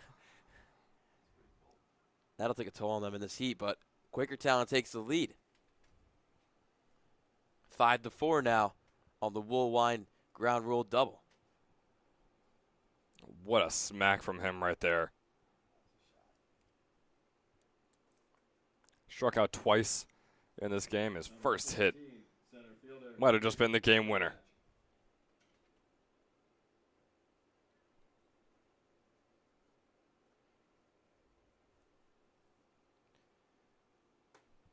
Couple of clouds getting over Moody now.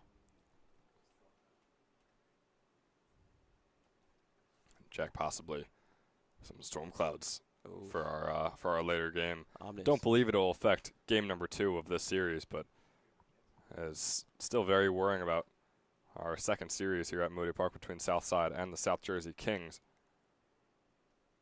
to see if that'll be played later this afternoon. See Moisen pitcher with a bit of anger on the mound. Starting to fire away.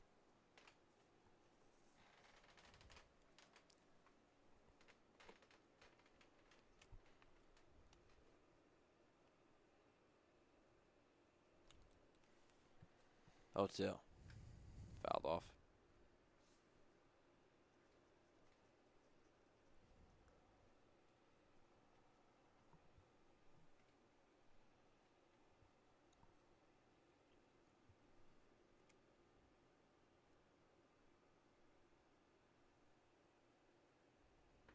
And swing and a miss there.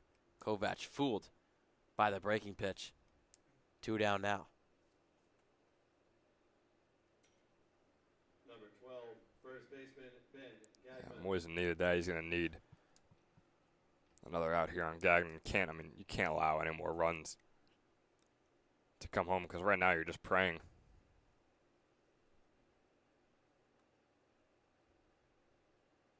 that the Generals are able to get some hits when they're back up at the plate in the bottom.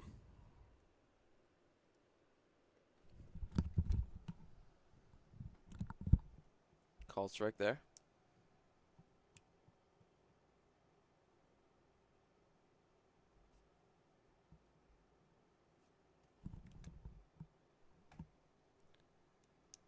And outside 2-1 now.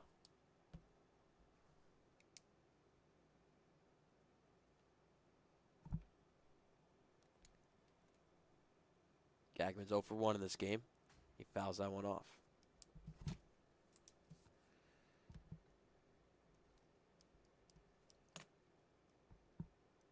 Moisen at 64 pitches. His relief appearance for LePage. Chopper to Wargo. He takes the hop and makes the throw. 3 outs down, but Quakertown takes back the lead. And can they finish it off in the bottom of the 7th? Or Generals answer back. We'll see you for the bottom of the 7th.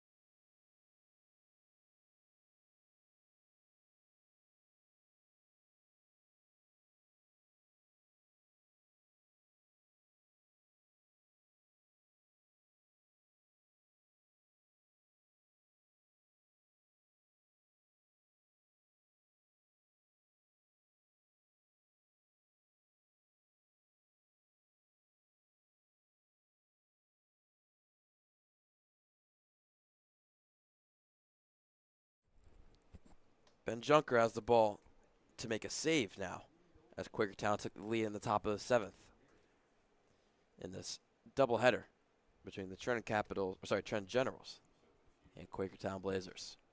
Both teams standing at the bottom of the league. Generals 1 ahead in 7th. Blazers at 8th, but win here would help them out.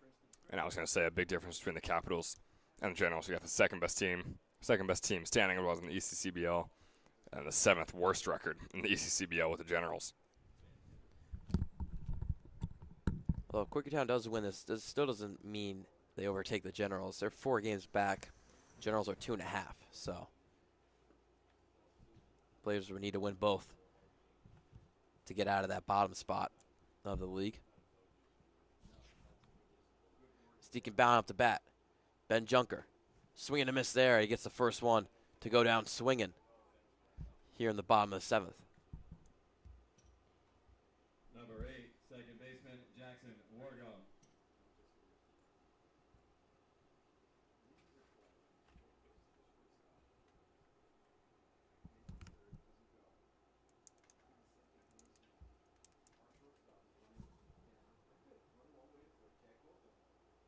Outside of Wargo. Took a hit by pitch in his last at bat. He's 0 for 2.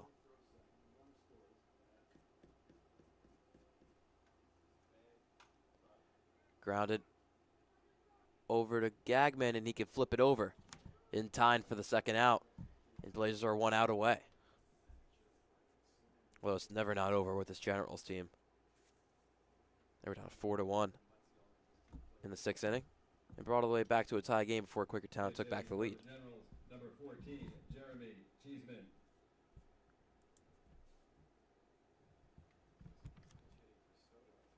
So in place for Soto, the catcher, they'll pinch hit Jeremy Cheeseman. He's only played 1 game so far for the Generals. He's 1 for 2 with a double. Coming off that season for FDU, he's got a great bat. Number 14, Jeremy Cheeseman.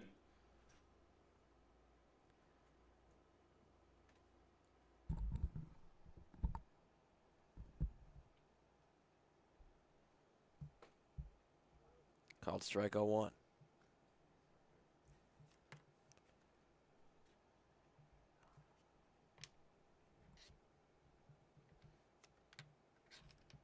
Junker's 25th pitch was right there. That one's popped out of play. Junker's gone 1 2/3. Hasn't given up a hit, run, walk, or anything. Just 3 strikeouts.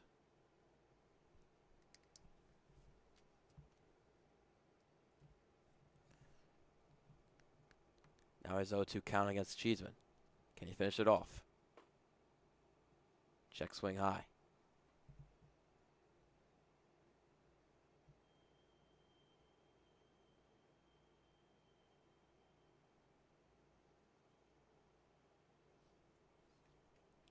A 1-2 pitch from Junker.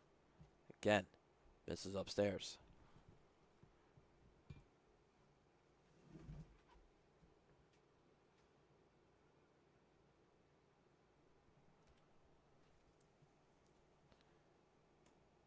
And inside, he works a full count now.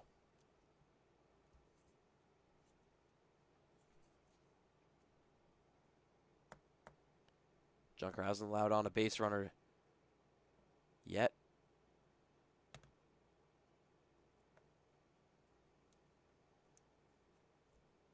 Another payoff pitch. Inside, Cheeseman gets 4 straight balls after an 0-2 count. And it'll be the tying run on first base.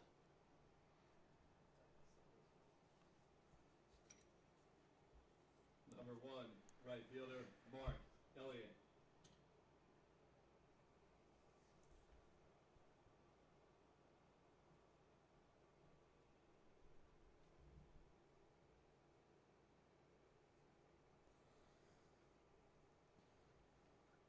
Elliott scooches back on the first pitch.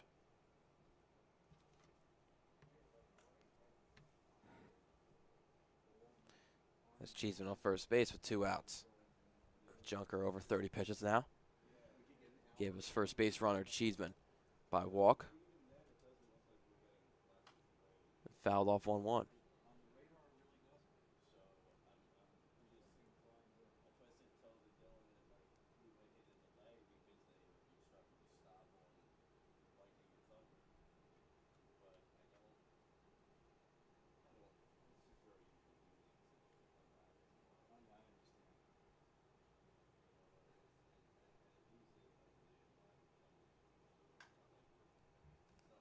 That one fouled out of play of Moody, and again, Generals are down to their last strike.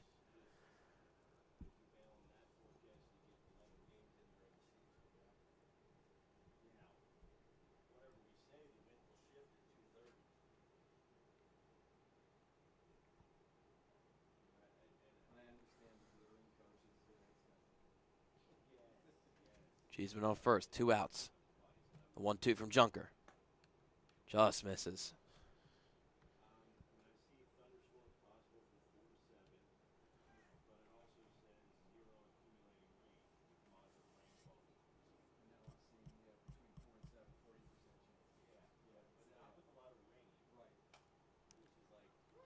Popped up. Ryben making the catch for the 3rd out, and Blazers pick up their 5th win of the season, winning this one 5-4 over the Generals. And Junker puts out the finishing touches, going 2 innings, only giving up 1 walk with 3 strikeouts. Really propelling the Blazers to this win, as they got that 1 run in the top of the 7th to win this one. We'll see in about approximately 20-25 minutes for Game 2.